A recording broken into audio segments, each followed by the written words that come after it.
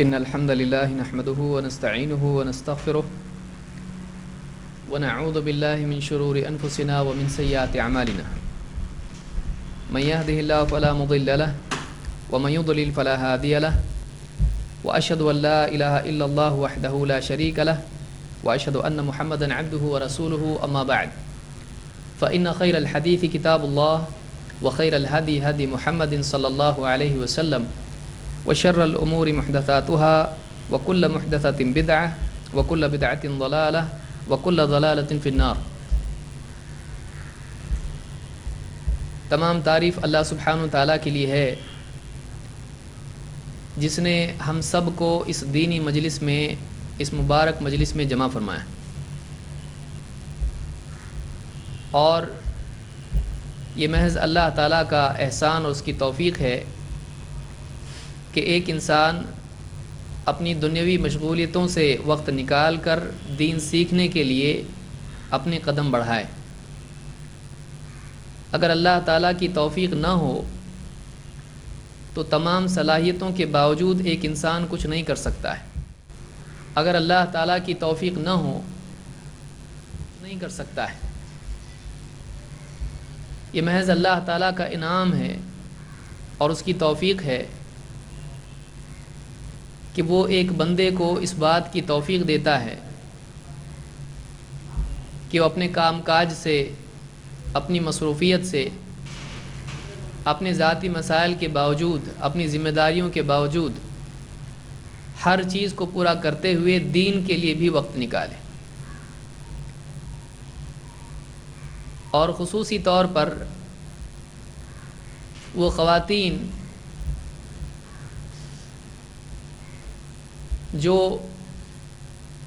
اپنے گھر بار اور اپنے کام کاج، شوہر اور بچوں کی ذمہ داریوں کے ساتھ ساتھ دین کا علم حاصل کرنے اور دعوتی تیاری کے طور پر اپنی اصلاح اور دوسروں کی اصلاح کی فکر کے ساتھ ساتھ دین کے لیے کچھ کرتی ہیں،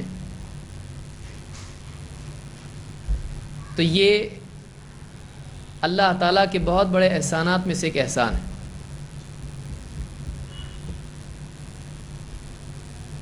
اللہ تعالیٰ نے اس مجلس میں ہم کو جمع کیا اور دین سیکھنے کے لیے اپنے گھر چھوڑ کے یہاں آنے کی توفیق دی، یہ اللہ تعالیٰ کا احسان ہے۔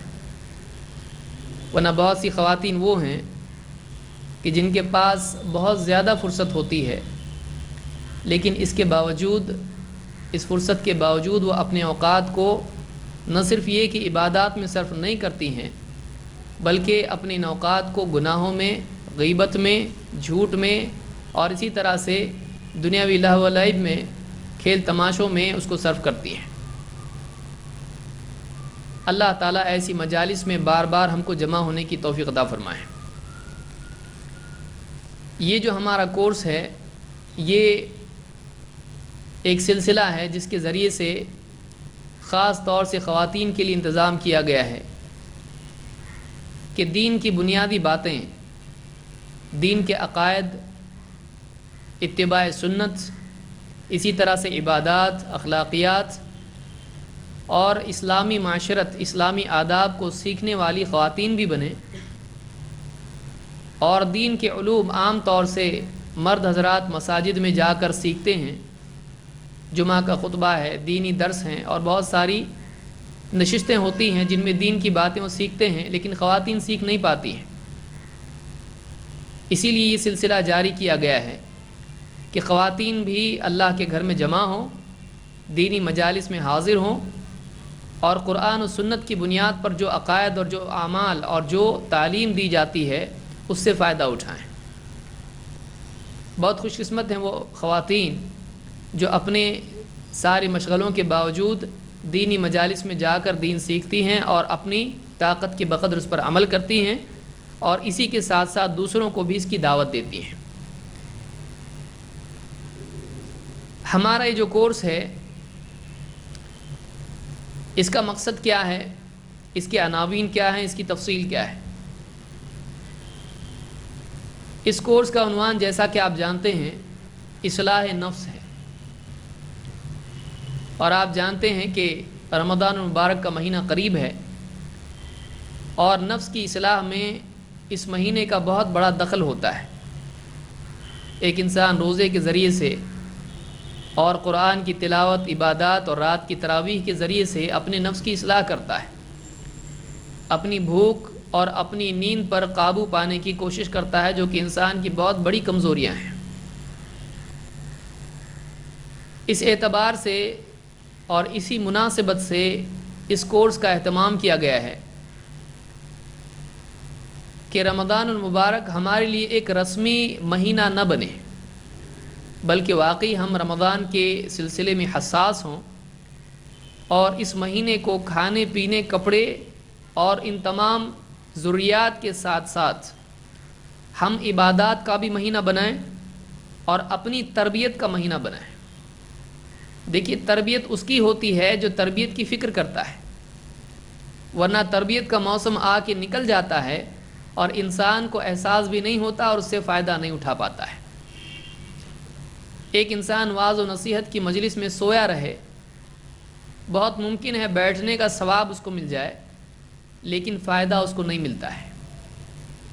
اسی طرح سے رمضان کا مہینہ آ کے نکل جاتا ہے، لوگ فرض روزہ رکھ لیتے ہیں، تراویح پڑھ لیتے ہیں، بہت سارے اعمال کر لیتے ہیں، لیکن چونکہ ان کا ذہن اپنی نفس کی اصلاح کا نہیں ہوتا ہے، چونکہ ان کا ذہن تقویٰ کی تیاری کا نہیں ہوتا ہے، چونکہ ان کا ذہن یہ نہیں ہوتا ہے کہ ہم کو رمضان کے بعد ایک بہتر انسان بن کے نکلنا ہے تاکہ سال بھر واقعی ہم دین پر صحیح طرح سے چل سکیں۔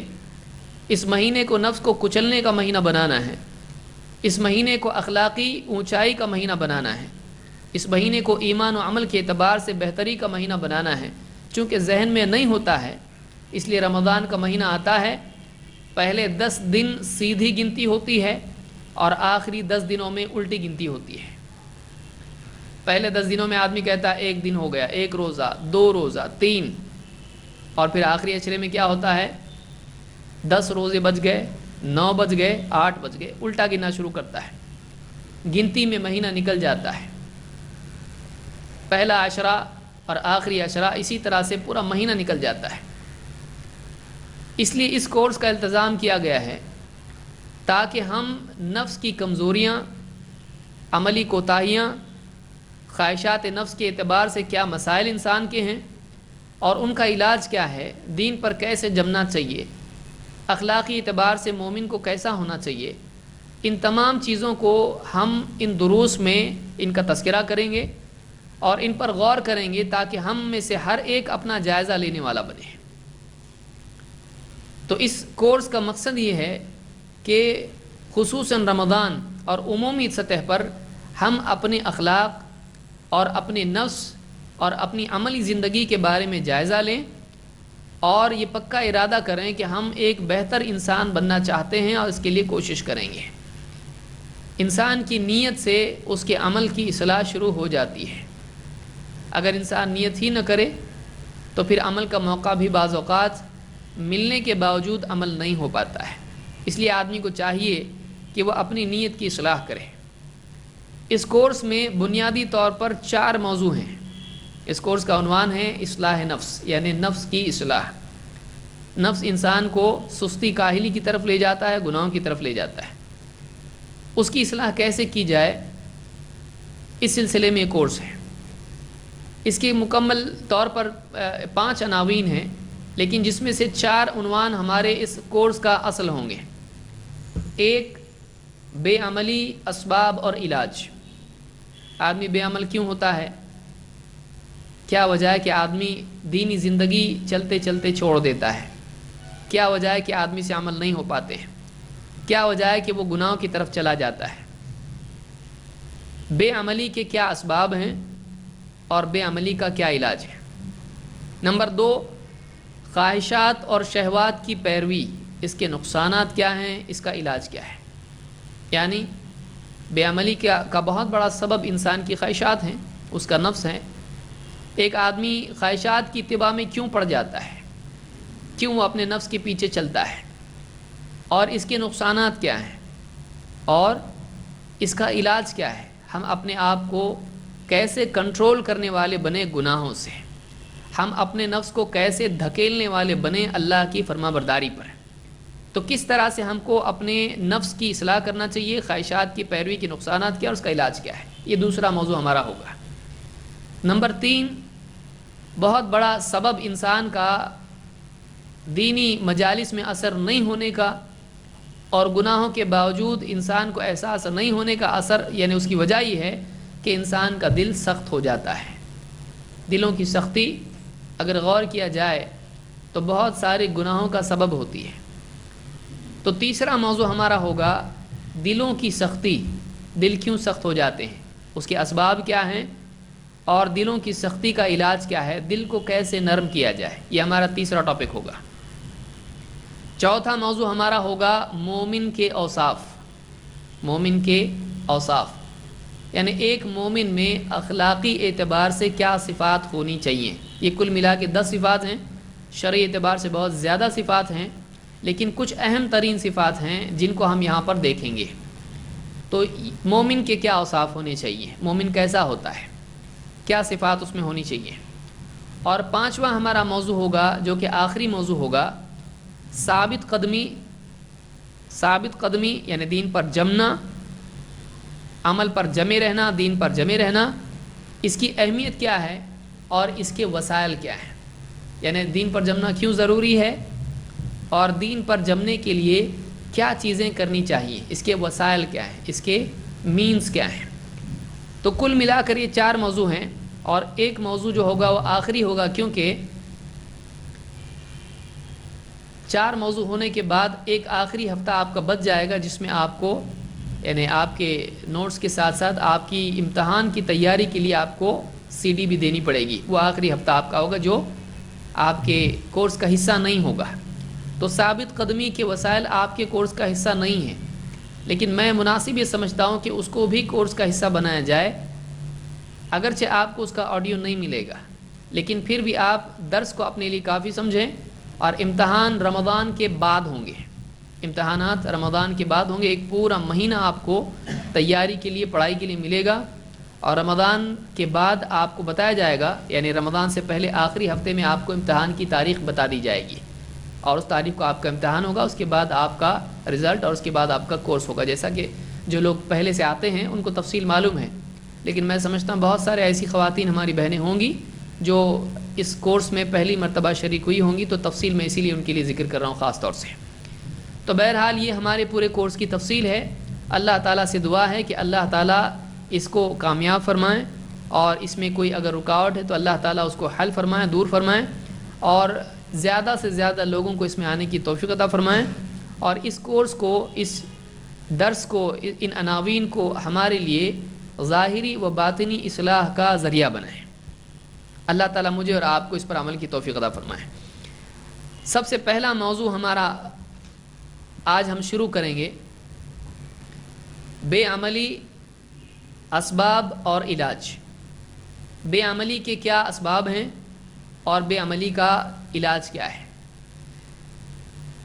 قرآن کریم میں اللہ تعالیٰ نے انسان کی نجات اور کامیابی کے لیے 2 باتیں بیان کی ہیں۔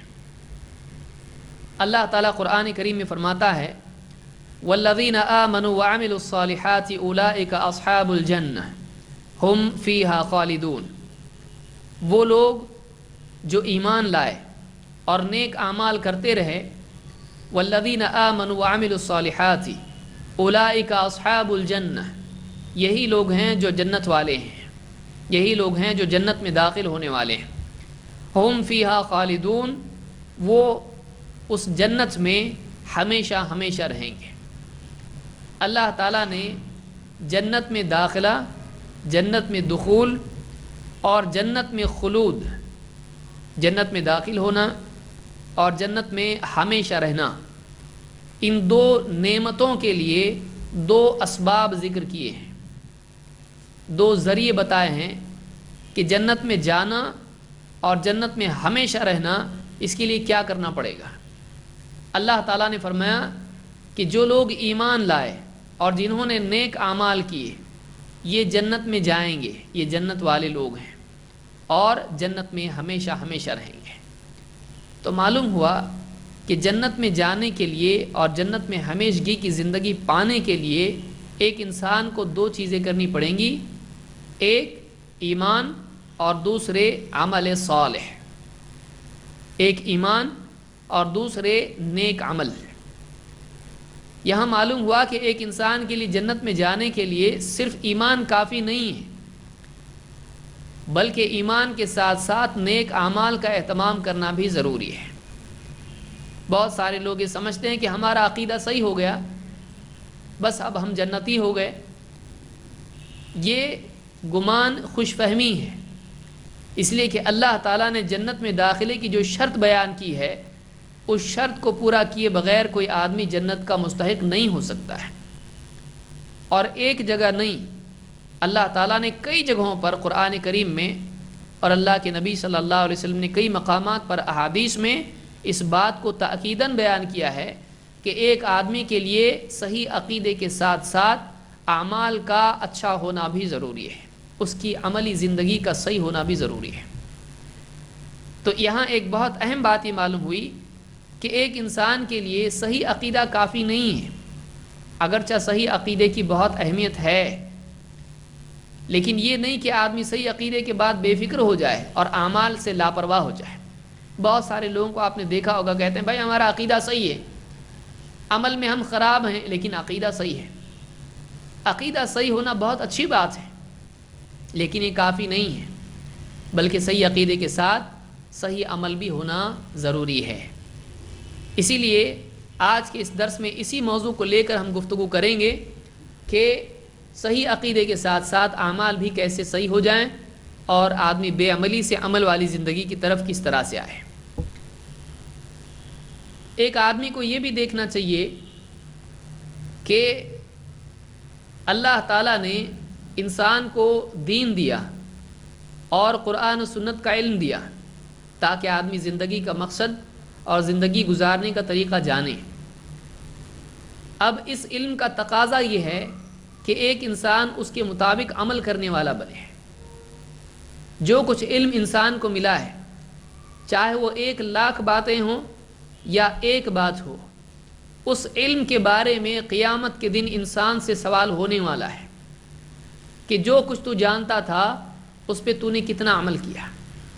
اللہ کے نبی صلی اللہ علیہ وسلم ایک حدیث میں فرماتے ہیں، لا تزول قدم ابن آدم یوم القیامت من عند ربہ حتی یسأل عن خمس۔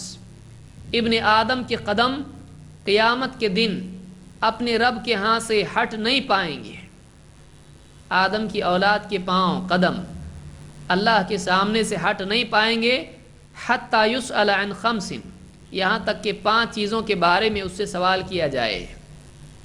جب تک کہ 5 چیزوں کا جواب وہ نہیں دیتا ہے، اس کے قدم حشر کے میدان سے ہٹ نہیں سکتے، وہ کہیں بھاگ نہیں سکتا ہے۔ معلوم ہوا ہر انسان سے، آپ سے، مجھ سے، مرد عورت، ہر انسان سے یہ سوال پوچھے جانے والے ہیں، اور قیامت کے دن جب کوئی سہارا نہیں ہوگا، اللہ کے سامنے ان کا جواب دینا پڑے گا۔ جس دن اللہ سے کوئی چیز چھپائی نہیں جا سکتی ہے، جس دن اللہ کے آگے جھوٹ بول کے کامیاب نہیں ہو سکتا ہے، جیسا دنیا میں لوگوں کے سامنے چھپا کے جھوٹ بول کے کامیاب ہو جاتا ہے، اللہ کے پاس ایسا نہیں ہو سکتا ہے۔ اس دن اللہ کے پاس کھڑے ہو کر، سامنے کھڑے ہو کر جواب دینا پڑے گا۔ کیا سوالات ہیں؟ عن عمرہ فیما افناہ، اپنی زندگی کس چیز میں کھپائی، فنا کی۔ عن عمرہ فیما افناہ، افنا کے معنی ہوتے ہیں فنا کرنا، کھپا دینا۔ وعن شبابہ فیما ابلاہ، اور اپنی جوانی کی طاقتیں کس چیز میں صرف کی ہیں۔ جوانی میں انسان کو، بچپن میں انسان کمزور ہوتا ہے، بڑھاپے میں پھر سے کمزور ہو جاتا ہے، جسم کمزوری کے مراحل طے کرتا ہوا موت تک پہنچ جاتا ہے۔ انسان کی ابتدا کمزوری ہوتی ہے، اس کی انتہا کمزوری ہوتی ہے۔ زندگی کا درمیانی حصہ اس کو ملتا ہے جو جسم اور روح، عقل اور عمل دونوں اعتبار سے قوت والا ہوتا ہے۔ انسان سے خصوصی طور پر اس کی اس عمر کے اس حصے کے بارے میں پوچھا جائے گا۔ ایک سوال ہوگا عن عمرہ، اوقات کے اعتبار سے، اپنی زندگی کے اوقات کو کن چیزوں میں فنا کیا، وعن شبابہ فیما ابلاہ، اور اپنی جوانی کی طاقتیں کس چیز میں کھپائیں، ومالہ من این اکتسبہ، مال کہاں سے کمایا، حلال طریقے سے کمایا یا حرام طریقے سے کمایا، وفیما انفقہ، اور مال خرچ کیا تو کن چیزوں میں خرچ کیا، اللہ کی مرضیات میں، اپنی حاجات میں خرچ کیا، یا زیب و زینت کی زیادتی اور حرام چیزوں کے حاصل کرنے میں اپنے مال کو خرچ کیا، اللہ کی نافرمانی میں خرچ کیا یا اللہ کی فرما برداری میں خرچ کیا، ومالہ من این اکتسبہ وفیما انفقہ وماذا عمل فیما علم، اور جو کچھ جانتا تھا اس پر کتنا عمل کیا۔ پانچواں سوال سب سے بھاری سوال ہے، جو کچھ جانتا تھا اس پہ کتنا عمل کیا، اللہ کے کتنے احکام ہیں، کتنی باتیں ہیں دین کی انسان جانتا ہے، لیکن ان کو اپنے ذہن کے سٹور ہاؤس میں ایسا رکھ دیتا ہے کہ سالوں سال وہ چیز پڑی رہتی ہے، کبھی کام میں نہیں آتی ہے، کبھی اس پر عمل نہیں کرتا ہے۔ کتنی باتیں دین کی سن لیتا ہے، علماء کی خطابات سنتا ہے، کتنی کتابیں پڑھ لیتا ہے، کتنے حکم اللہ کے جانتا ہے کہ یہ فرض ہے، یہ لازم ہے، کتنی باتیں دین کی جاننے کے باوجود آدمی ان پر عمل نہیں کرتا ہے۔ آدمی یہ نہیں سمجھے کہ اس معلومات میں کچھ فرق نہیں پڑنے والا ہے اور بس جاننے کے بعد انسان پر کوئی چیز لازم نہیں ہوتی ہے، ایسا نہیں ہے، بلکہ ایک انسان سے قیامت کے دن یہ سوال ہونے والا ہے کہ جو کچھ تو جانتا تھا اس پر تو نے کتنا عمل کیا۔ تو ایک انسان کو قیامت کے دن کی تیاری اگر کرنا ہے تو یہ وہ نقطہ ہے جہاں سے اس کو اپنے سفر کی شروعات کرنا چاہیے۔ آدمی سوچے میں کیا کیا جانتا ہوں، اور آدمی سوچے کہ میں اس پر کتنا عمل کرتا ہوں۔ اپنے علم اور عمل میں مطابقت پیدا کرنا ولایت کی ابتدا ہے، اس کو یاد رکھیے۔ نجات کی، اللہ کے تقرب کی شروعات کہاں سے ہوتی ہے؟ ایک انسان اپنے علم اور اپنے عمل میں مطابقت پیدا کرے، اس کا علم صحیح ہو اور اس کا عمل اس کے علم کے مطابق ہو، یہاں سے انسان اللہ کا مقرب ہونا شروع ہوتا ہے۔ اور یہ وہ چیز ہے جس کی بنیاد پر انسان کو قیامت میں یا تو اللہ کے مقربین کی فہرست میں ڈال دیا جائے گا یا پھر اللہ کے مجرمین کی فہرست میں ڈال دیا جائے گا۔ اللہ تعالیٰ ہم کو سمجھ عطا فرمائے۔ آئیے دیکھتے ہیں کہ ایک انسان عمل سے دور کیوں ہوتا ہے، کیوں وہ فرائض کو ترک کرتا ہے، کیوں وہ اللہ کی نافرمانی کا راستہ اختیار کرتا ہے۔ کتنے لوگ ہیں جو دین جاننے کے باوجود عمل نہیں کرتے ہیں، کتنے لوگ ہیں جانتے ہیں نمازیں 5 وقت کی فرض ہیں، لیکن کئی دن گزر جاتے ہیں ان کی 5 وقت کی کیا 1 وقت کی بھی نماز نہیں ہو پاتی ہے۔ کتنے لوگ ہیں جو صرف جمعہ کو نماز پڑھتے ہیں، کتنے لوگ ہیں جو اپنے کام کاج کی وجہ سے نمازیں ترک کر دیتے ہیں، کتنے لوگ ہیں جو گھر میں بیٹھے ٹی وی کے سامنے بیٹھ کر نمازیں برباد کر دیتے ہیں، کتنے لوگ ہیں جو کسی سستی کی وجہ سے نماز چھوڑ دیتے ہیں، کتنے لوگ ہیں جو مہمان آ جانے کی وجہ سے نمازیں قضا کر دیتے ہیں، کتنے لوگ ہیں جو باہر سفر میں جانے کے بعد یہیں اپنے علاقے میں یہاں وہاں کسی کے گھر چلے گئے نمازیں برباد کر دیتے ہیں، کتنے لوگ ہیں جو رمضان کا مہینہ آتا ہے نکل جاتا ہے لیکن کبھی روزے 30 پورے نہیں ہو پاتے ہیں۔ شروعات کے جوش کے کچھ روزے ہوتے ہیں اور آخرت کے آخر میں کچھ بڑے روزے ہوتے ہیں جو آخری عشرے میں ہوتے ہیں۔ کتنے لوگ ہیں جو حجاب ترک کیے ہوئے ہیں، کوئی ان کو روکنے والا نہیں، کوئی منع کرنے والا نہیں۔ کتنی خواتین ہیں شوہر کے بولنے کے باوجود وہ حجاب نہیں کر پاتی ہیں، کتنی خواتین تو ایسی بیچاری ہوتی ہیں کہ وہ کرنا چاہتی ہیں، ان کو مجبوری ہوتی ہے، لوگ ان کو منع کرتے ہیں، شوہر منع کرتا ہے۔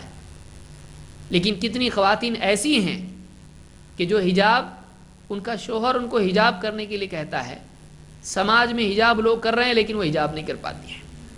کتنی خواتین ہیں، کتنے لوگ ہیں کہ جو اللہ کے مہینے بلکہ کئی مہینے گزر جاتے ہیں قرآن کریم پڑھنے کی توفیق نصیب نہیں ہوتی ہے، قرآن کھول کے دیکھنے کی توفیق نہیں ہوتی ہے۔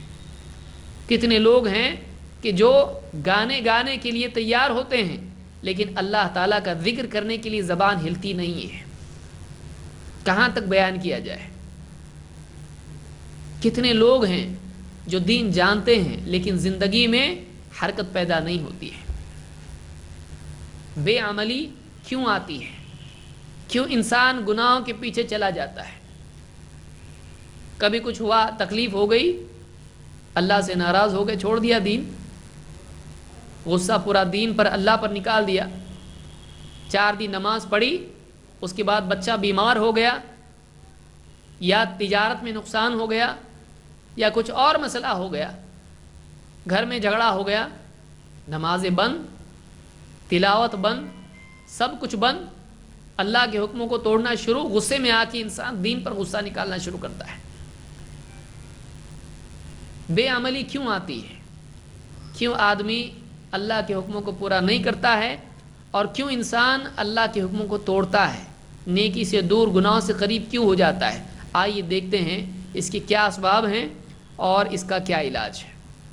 سب سے پہلی چیز گناہوں کی بے عملی کی وجہ شیطان کا شر کو مزین کرنا ہے. سب سے بڑا دشمن انسان کا کون ہے؟ انسان کا سب سے بڑا دشمن شیطان ہے، جو برائیاں خوبصورت بنا کے بتاتا ہے اور نیکیوں کو مشکل اور نفس کے اوپر بھاری بنا کے پیش کرتا ہے. ایک انسان کرنے کے کام نہیں کرتا ہے اور نہیں کرنے کے کام کرتا ہے.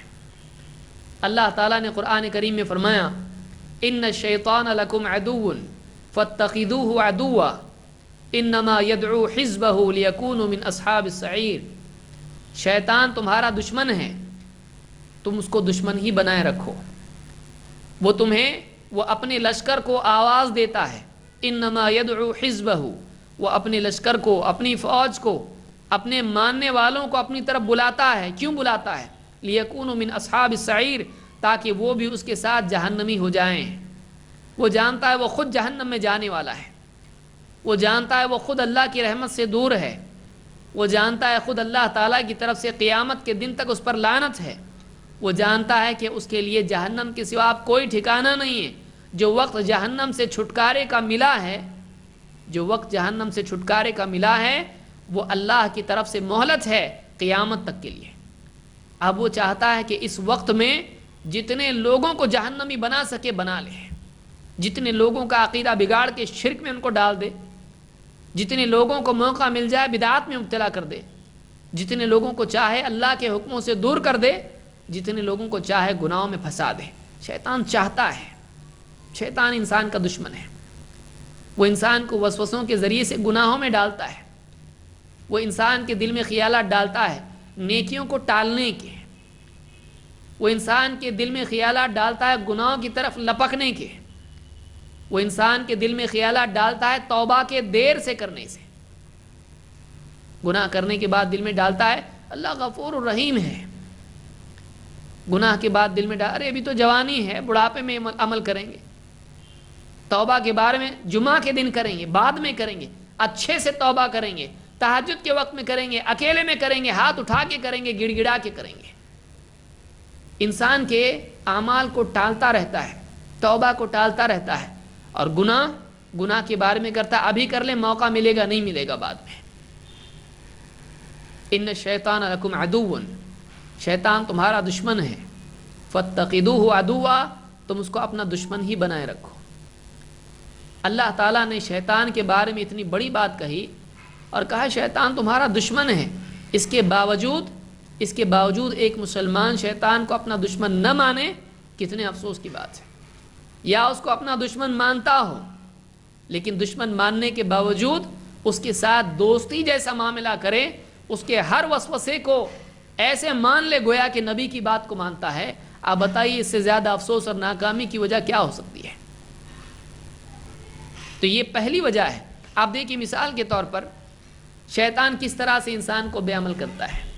اللہ کے نبی صلی اللہ علیہ وسلم نے ایک مثال اس کی بیان کی. آپ نے فرمایا یعقد الشیطان علی قافیۃ رأس احدکم اذا هو نام 3 عقد. شیطان انسان کے سر میں، اس کی گدی میں یعنی پچھلے حصے میں سر کے 3 گرہیں لگاتا ہے، ناٹس لگاتا ہے، گاٹھیں باندھتا ہے. جب وہ سو جاتا ہے تو 3 گرہیں اس کے سر میں لگاتا ہے. یضرب کل عقدۃ، اور ہر گرہ پر، ہر گاٹھ پر کہتا ہے علیک لیل طویل فارقد، علیک لیل طویل، تیرے پاس ابھی لمبی رات ہے، سوتا رہے، فارقد، لمبی رات ہے، ابھی تو بہت دیر ہے. اب دیکھیے جتنے لوگ رات میں اٹھتے ہیں وہ اپنے خیالات دیکھیں، وہ سوچتے ابھی تو بہت وقت ہے فجر میں. علیک لیل طویل، ابھی تو لمبی رات باقی ہے، فارقد، پھر سو جا، سوتا رہے. آپ فرماتے ہیں فَإِنِ اسْتَيْقَظَ فَذَكَرَ اللَّهَ انْحَلَّتْ عُقْدَةٌ، اگر اس کی نیند کھل جائے اور وہ اللہ کو یاد کرے، اللہ کا ذکر کرے. کتنے لوگ ہیں نیند سے اٹھتے ہیں اور تجارت کی اور روٹی اور سالن کی فکر میں لگ جاتے ہیں، ناشتے کی تیاری میں لگ جاتے ہیں. کتنے لوگ ہیں جو نیند سے اٹھتے ہی دعا پڑھتے ہیں، الحمدللہ الذی احیانا بعد ما اماتنا والیہ النشور. نیند سے اٹھنے کے بعد اگر وہ دعا کر لیتا ہے، اللہ کو یاد کرتا ہے، ایک گرہ کھل جاتی ہے، ایک پھندا کھل گیا شیطان کا. دیکھیے اللہ کی یاد نجات ہے، اللہ کا ذکر کرتا ہے، ایک گرہ کھل جاتی ہے. فَإِن تَوَضَّأَ انْحَلَّتْ عُقْدَةٌ، پھر اگر اٹھ کر وہ وضو کر لے دوسری گرہ بھی کھل جاتی ہے. فَإِن صَلَّى انْحَلَّتْ عُقْدَةٌ، پھر اگر وہ اٹھ کے نماز پڑھ لے وضو کرنے کے بعد تیسری گرہ بھی کھل جاتی ہے. تہجد کی نماز پڑھ لے، کم سے کم فجر کی ہی پڑھ لے اگر وقت ہو گیا ہے. فَإِن صَلَّى انْحَلَّتْ عُقْدَةٌ، پھر جب وہ نماز پڑھتا ہے تو اس کی وہ تیسری گرہ بھی کھل جاتی ہے. فائدہ کیا ہوتا ہے؟ آپ فرماتے ہیں فَأَصْبَحَ نَشِيطًا طَيِّبَ النَّفْسِ، وہ جب صبح ہوتی ہے اور نماز سے فارغ ہوتا ہے تو اللہ کے نبی صلی اللہ علیہ وسلم فرماتے ہیں فَأَصْبَحَ نَشِيطًا طَيِّبَ النَّفْسِ، وہ صبح ہوتی ہے تو اس حال میں صبح اس کی ہوتی ہے کہ وہ نشیط ہوتا ہے، فریش ہوتا ہے، طیب النفس ہوتا ہے، خوش مزاج ہوتا ہے. آدمی کا موڈ، آج آدمی سوچتا ہے کہ اچھی اچھی باتیں سوچو، فلمیں دیکھو، کھیل تماشا، موج مستی کرو. واقعی دینی چیز ہے جو انسان کی دل میں انشراح پیدا کرتی ہے. ورنہ وقتی پین کلر کے طور پر ایک انسان جو ہے، وقتی طور پر ایک آدمی ہو سکتا ہے وقتی طور پر تھوڑی دیر کے لیے وہ خوش ہو جائے، لیکن واقعی اس کو خوشی کب ملتی ہے؟ واقعی خوشی تب ملتی ہے جب اللہ تعالیٰ کی طرف سے اس کو خوشی ملتی ہے. کوئی انسان اپنے آپ کو خوش نہیں کر سکتا ہے. وَأَنَّهُ هُوَ أَضْحَكَ وَأَبْكَى، اللہ تعالیٰ فرماتا ہے اللہ ہی ہے جو ہنساتا ہے اور رلاتا ہے. خوشی اور غم اللہ کی طرف سے ہوتا ہے.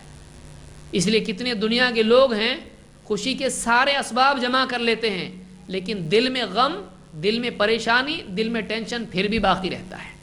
کیوں؟ خوشی اللہ کی طرف سے آتی ہے، راحت اور سکون اللہ کی طرف سے آتا ہے. الا بذکر اللہ تطمئن القلوب، خبردار اللہ کی یاد ہی سے دل اطمینان پاتے ہیں.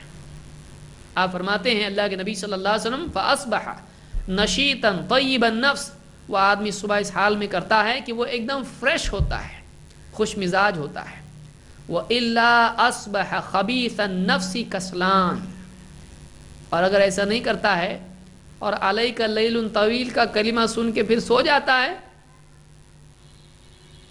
اور نہ ذکر کرتا ہے، نہ وضو کر کے نماز پڑھتا ہے، اور فجر بھی غائب ہو جاتی ہے، اٹھتا ہے تو کیسے اٹھتا ہے؟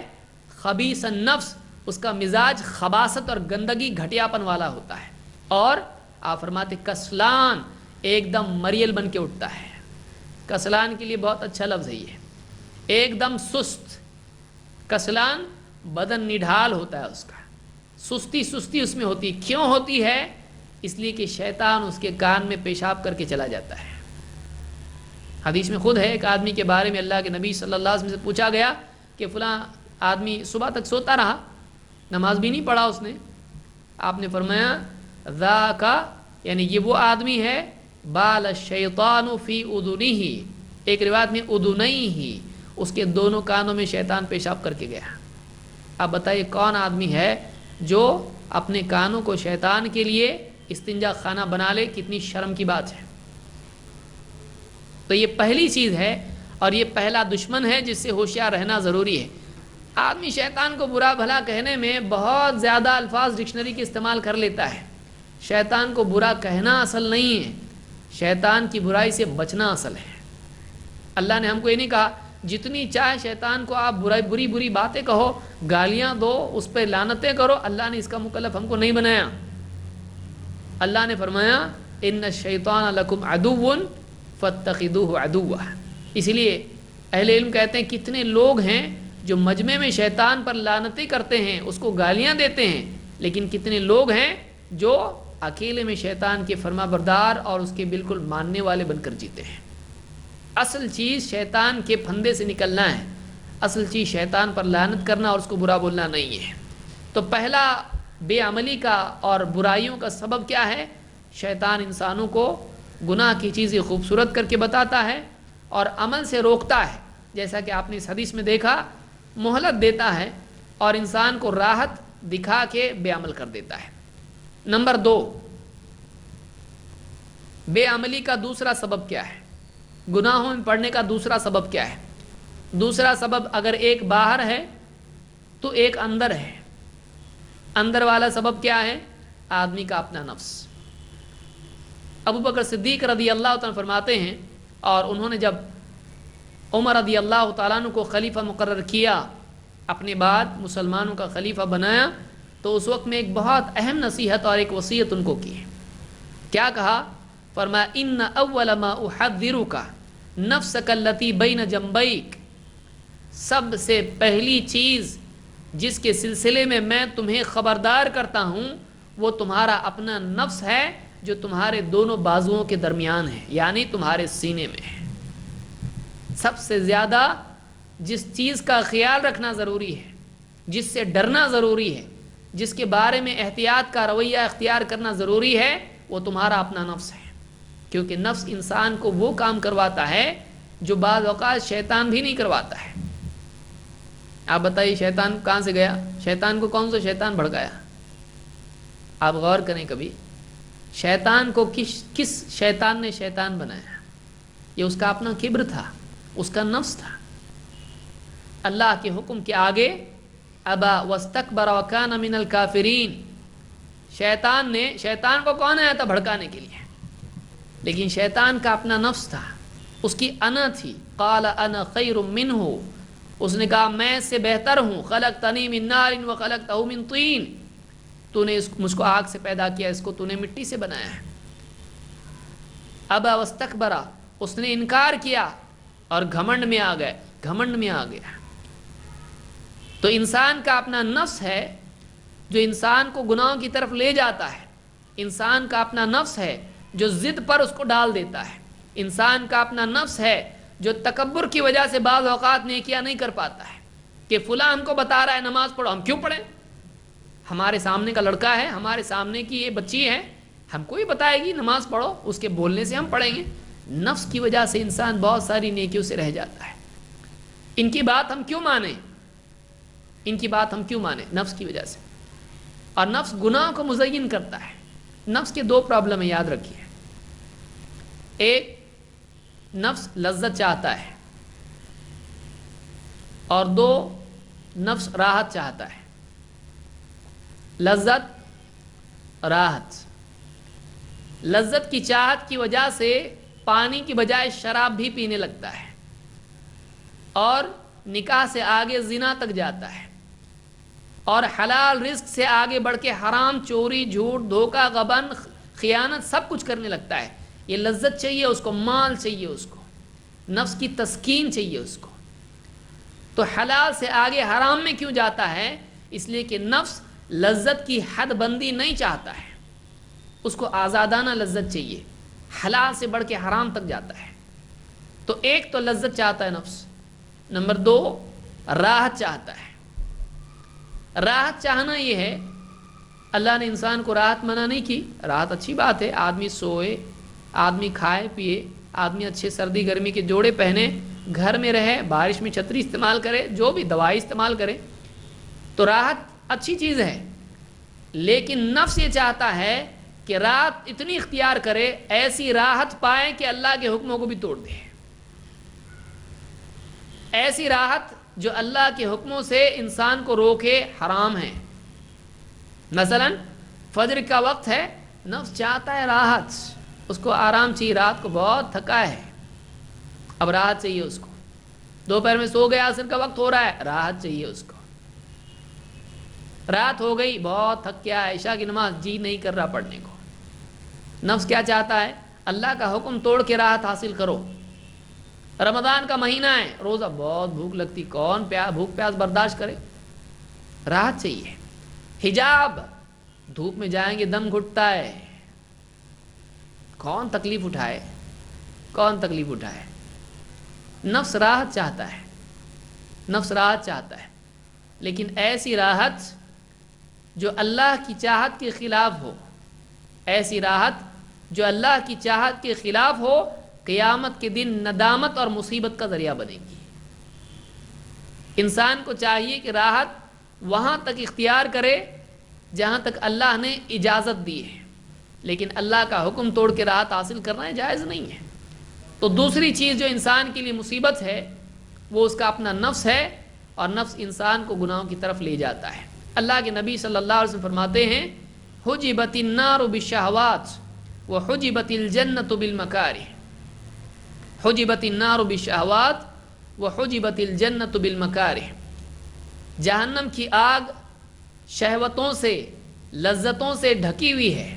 جہنم کی آگ شہوتوں سے، لذتوں سے ڈھکی ہوئی ہے، اور جنت کو ایسی چیزوں نے ڈھانپ رکھا ہے جو نفس کو بڑی بھاری محسوس ہوتی ہیں. اس کو امام البخاری نے اپنی صحیح میں ذکر کیا ہے. اب اس حدیث سے بہت بڑی بات معلوم ہوتی ہے، یہ کہ آدمی اکثر اوقات جہنم کا ذہن سے خیال نکل جاتا ہے. کیوں؟ اس لیے کہ اس کی نگاہ شہوتوں پر ہوتی ہے، لذتوں پر ہوتی ہے، خواہشات پر ہوتی ہے. خواہشات انسان کو اندھا کر دیتی ہیں، اور ایک انسان لذتوں کی چاہت میں اپنے انجام کو بھول جاتا ہے. یاد رکھیے اس کو، آپ دیکھیے چاہے وہ اسکول میں پڑھنے والا بچہ ہو، آفس میں کام کرنے والا آدمی ہو، یا گھر والی کوئی خاتون ہو، خواہشات اور لذتوں کی وجہ سے ایک انسان انجام کو بھول جاتا ہے. بچہ کھیلتا رہتا ہے، امتحان کو نظر انداز کرتا رہتا ہے، پھر جب امتحان کا وقت آتا ہے ٹینشن آ جاتا ہے. تو لذت کی طلب انسان کو اپنے انجام سے اندھا کر دیتی ہے. اللہ کے نبی صلی اللہ علیہ وسلم فرماتے جہنم کی آگ جو اللہ کی مرضی کو توڑنے، گناہوں کی وجہ سے دہکائی گئی ہے، گناہ گاروں کے لیے تیار کر کے رکھی گئی ہے، اس کو کیا چیز ہے جو ڈھانپ دیتی ہے انسان کی؟ کوئی کیا چیز ہے جو ان سے چھپ جاتی ہے یہ چیزیں؟ آپ فرماتے ہیں حجبت الجنۃ بالشہوات، حجبت النار بالشہوات، کہ جہنم کی آگ کو شہوتوں نے ڈھانپ لیا ہے، لذتوں نے ڈھانپ لیا ہے. اور وہ حجبت الجنۃ بالمکارہ، اور جنت کو ڈھانپ رکھا ہے کن چیزوں نے؟ ایسی چیزوں نے جو نفس پر بڑی بھاری ہے. امام النووی کہتے ہیں کہ ایک انسان اگر ان شہوتوں میں پڑ جائے، یہ پردہ ہے، جیسے کہ ایک پردہ ہو اور اس طرف کھائی ہو، آدمی اس پردے کی وجہ سے کھائی کو دیکھ نہیں پاتا ہے. اب آدمی اگر اس پردے کی وجہ سے آگے بڑھ کے نکل جائے وہ کھائی میں گر جائے گا. اسی طرح سے ایک آدمی اس پردے کی وجہ سے جہنم کو دیکھ نہیں پاتا ہے اور آگے بڑھتا ہے، داخل ہو جاتا ہے اور جہنم میں گر جاتا ہے. دوسرا وہ آدمی ہے کہ جو جنت کو دیکھ نہیں پاتا ہے. کیوں؟ سامنے پردہ پڑا ہوا ہے، اس کی نگاہ اللہ کے حکموں کی تکلیف اور گناہوں سے روکنے کی مجاہدہ اس پہ پڑا رہتا ہے. اس کی آنکھوں کے سامنے یہی تکلیف ہوتی ہے جو دنیا میں اللہ کے حکموں کو پورا کرنے کی وجہ سے ملنے والی ہے. یہ تکلیف اس کے لیے پردہ بن جاتی ہے اور وہ اس تکلیف کے اٹھانے کے لیے تیار نہیں ہو پاتا ہے. یہی وجہ ہے کہ وہ جنت سے محروم ہو جاتا ہے. تو جنت کو ڈھانپ رکھا ہے کس نے؟ ایسی چیزوں نے جو نفس پر بڑی بھاری ہے. تو یہ دوسری وجہ ہے جو ایک آدمی کو اللہ کے حکموں کے توڑنے کی طرف لے جاتی ہے اور نیکیوں سے روکتی ہے. تیسری چیز کیا ہے؟ ایک آدمی کیوں دین سے دور ہو جاتا ہے؟ دنیا کا جلد ملنا اور آخرت کا بعد میں آنا۔ دنیا کیا ہے؟ آج کرو آج ملے گا، اور آخرت کل ملے گی، آج نہیں ملے گی۔ تو یہ سب بعد میں ملنے والا ہے، بعد میں ملنے والا ہے۔ آج کا لے لو، کل کا کل دیکھیں گے۔ تو ایک انسان اکثر اوقات دنیا میں آج کی لذت کو مقدم رکھتا ہے، اور کل ملنے والی جو آخرت ہے، کل ملنے والی آخرت کو پس پش ڈال دیتا ہے۔ آج کی لذت حاصل کرنے کی چاہت میں وہ کل کی لذت، آخرت کی لذت کو پس پش ڈال دیتا ہے۔ اللہ تعالیٰ فرماتا ہے کَلَّا بَلْ تُحِبُّونَ الْعَاجِلَةَ وَتَذَرُونَ الْآخِرَةَ، ہرگز نہیں، بلکہ تم کَلَّا بَلْ تُحِبُّونَ الْعَاجِلَةَ، بلکہ تم جلد ملنے والی العاجلہ دنیا کو زیادہ ترجیح دیتے ہو، وَتَذَرُونَ الْآخِرَةَ، اور آخرت کو چھوڑ دیتے ہو۔ تو دنیا آدمی کے سامنے دنیا کی زیب و زینت ہے، دنیا کی لذتیں انسان کے سامنے ہیں۔ یہی وجہ ہے کہ انسان اس کے آگے پار آخرت کو دیکھ نہیں پاتا ہے، وہ انہی لذتوں میں کھو جاتا ہے۔ وہ کھانے پینے، لباس، جاب، گھر بار، یہاں کی لوگوں کی بیٹھکیں اور ان تمام چیزوں میں کھو جاتا ہے، اور آخرت کو بھول جاتا ہے، آخرت کو بھول جاتا ہے۔ تو آخرت چونکہ سامنے نہیں ہے، نہ جنت کی لذتیں انسان کے سامنے ہیں، نہ جہنم کے عذاب انسان کے سامنے ہیں، اس لیے ایک آدمی دنیا میں جو کچھ سامنے ہے اسی کی چاہت میں پڑ جاتا ہے، اور آخرت کو بھول جاتا ہے۔ اللہ تعالیٰ فرماتا ہے یا ایھا الناس ان وعد اللہ حق فلا تغرنکم الحیاۃ الدنیا ولا یغرنکم باللہ الغرور، اے لوگو اللہ کا وعدہ سچا ہے، فلا تغرنکم الحیاۃ الدنیا، دنیا کی زندگی ہرگز تمہیں دھوکے میں نہ ڈال دے، ولا یغرنکم باللہ الغرور، اور وہ بڑا دھوکے باز کہیں تمہیں دھوکے میں نہ مبتلا کر دے۔ اے لوگو اللہ کا وعدہ حق ہے، قیامت کا دن آنے والا ہے، انسان سے اس کے اعمال کی پوچھ ہونے والی ہے، انسان کو اپنی زندگی کا حساب اللہ کے پاس دینا ہے۔ فلا تغرنکم الحیاۃ الدنیا، خبردار تمہیں دنیا کی زندگی دھوکے میں نہ ڈال دے۔ دنیا چل رہی ہے، تم یہ نہ سمجھتے رہو کہ موت نہیں آنے والی ہے، قیامت کا دن دکھائی نہیں دیتا ہے، نہ سمجھو کہ قیامت نہیں آنے والی ہے۔ کوئی کسی کو ہاتھ پکڑ کے پوچھتا نہیں ہے کہ تم نے ایسا کیوں کیا، یہ مت سمجھو کہ کوئی دن ایسا اور آنے والا نہیں جس میں انسان سے اس کے اعمال کے بارے میں پوچھا نہیں جائے گا۔ فلا تغرنکم الحیاۃ الدنیا، یہاں کی دنیا کی زیب و زینت، دنیا کی آزادی کہیں تمہیں غفلت اور دھوکے میں مبتلا نہ کر دے، ولا یغرنکم باللہ الغرور، کہیں وہ بڑا دھوکے باز تمہیں دھوکے میں نہ ڈال دے، یعنی وہ شیطان تمہیں کہیں غفلت میں اور اللہ کے بارے میں دھوکے میں نہ ڈالے۔ یعدہم ویمنیہم وما یعدہم الشیطان الا غرورا، یعدہم وہ وعدے کرتا ہے، تمنائیں دلاتا ہے، ویمنیہم وما یعدہم الشیطان الا غرورا، اور شیطان کا جو بھی وعدہ ہے وہ سوائے دھوکے کے اور کچھ نہیں ہے۔ تو تیسری چیز یہ ہے کہ آدمی دنیا کو دیکھتا ہے، آج کرو آج مل جاتا ہے، کوئی چیز بیچو پیسہ فوراً مل جاتا ہے، یہاں کی لذتیں فوراً مل جاتی ہیں، آدمی پیسہ پھینک اور چیزیں حاصل کر فوراً اس کے پاس ساری چیزیں آ جاتی ہیں، جھوٹ بولو بچ جاتے ہیں، دھوکہ دو مال آ جاتا ہے، اخلاص چھوڑ کے ریاکاری کرو عزت مل جاتی ہے۔ ایک انسان دنیا میں فوراً سب کچھ مل جاتا ہے، آخرت تو بہت بعد میں آنے والی ہے، قیامت آئے گی، حساب ہوگا، پھر اس کے بعد جنت جہنم ہے، وہ بہت بعد میں ملے گا۔ بہت ساری دکانوں پہ لکھا ہوتا ہے آج نقد کل ادھار، آج نقد کل ادھار۔ انسان کی مزاج میں ہے، اللہ نے بنایا ایسا ہے، کل کی بجائے آج والے کو زیادہ ترجیح دیتا ہے، لیکن واقعی یہی امتحان ہے ایمان کا، کیونکہ جو سچی اللہ پر یقین رکھتا ہے، سچی طلب جس میں ہے، یقین جس کے دل میں بھرا ہوا ہے، وہ کہے گا اللہ آج دے یا کل دے، اللہ نے وعدہ کیا ہے دینے کا، اللہ ضرور دے گا۔ اور ٹھیک ہے اللہ نے اگر کل دینے کا وعدہ کیا، ہم انتظار کریں گے، آج محرومی پر راضی ہو جائیں گے تاکہ قیامت کے دن اللہ تعالیٰ دے۔ تو واقعی ایمان انسان کو آخرت کے لیے صبر کرنے والا بناتا ہے۔ تو تیسری چیز جو انسان کو اکثر اوقات بے عمل بنا دیتی ہے اور غفلت میں ڈال دیتی ہے وہ یہ کہ آخرت فوراً نہیں آتی ہے، آخرت میں بہت ٹائم دکھائی دیتا ہے، نہ جنت دکھتی ہے نہ جہنم دکھتی ہے، اور ایک انسان دنیا میں کچھ کرتا ہے فوراً مل جاتا ہے، آخرت فوراً نہیں ملتی ہے، تو آدمی دنیا سے قریب ہوتا ہے، آخرت سے دور ہو جاتا ہے۔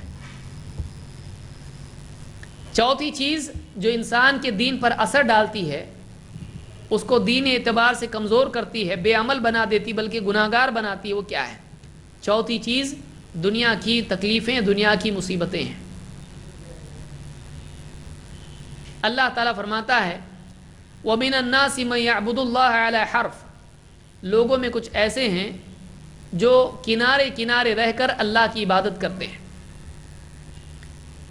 وَمِنَ النَّاسِ مَن يَعْبُدُ اللَّهَ عَلَى حَرْفٍ، لوگوں میں کچھ ایسے ہیں جو کنارے کنارے رہ کے اللہ کی بندگی اختیار کرتے ہیں۔ اللہ کے بندے کیسے بنتے ہیں؟ پورے دین پہ نہیں آتے ہیں، بارڈر پہ رہتے ہیں۔ فَإِنْ أَصَابَهُ خَيْرٌ اطْمَأَنَّ بِهِ، اگر کوئی بھلائی ان کو پہنچتی ہے، راحت مل جاتی ہے، فائدہ مل جاتا ہے، بہت مطمئن رہتے ہیں، بہت اچھا چل رہا ہے۔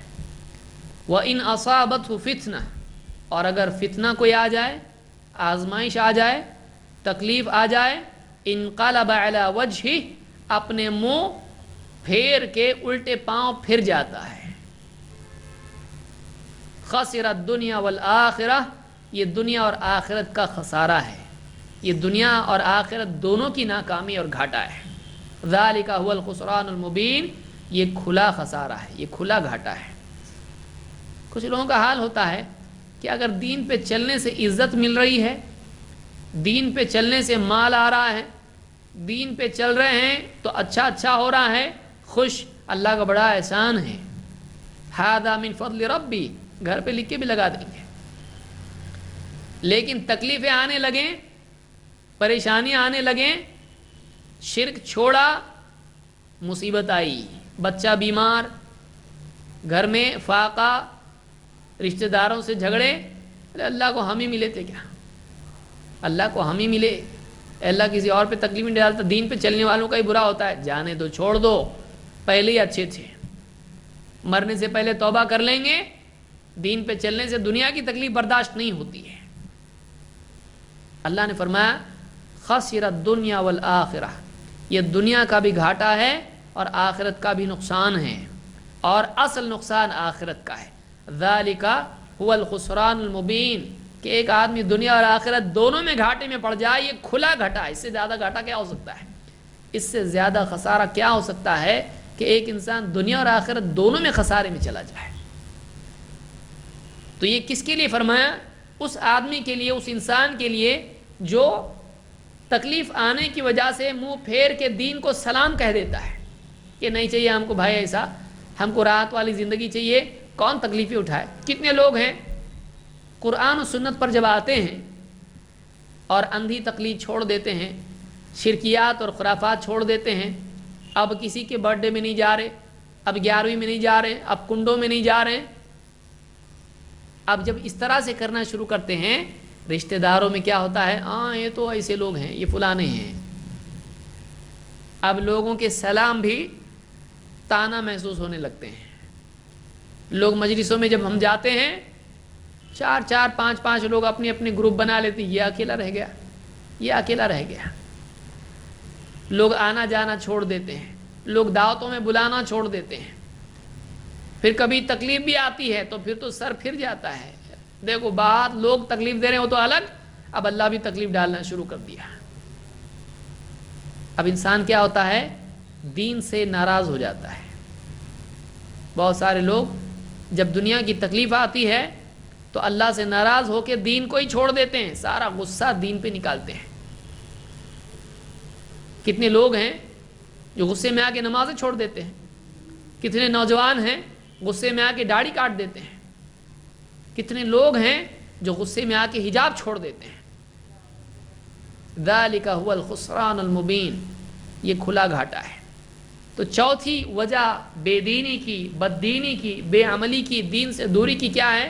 دنیا کی تکلیف ہے. انسان کو سوچنا چاہیے دنیا کی تکلیف نکل جائے گی, صبر کر لیں گے, آخرت میں اللہ تعالیٰ بہتر بدلہ دے گا.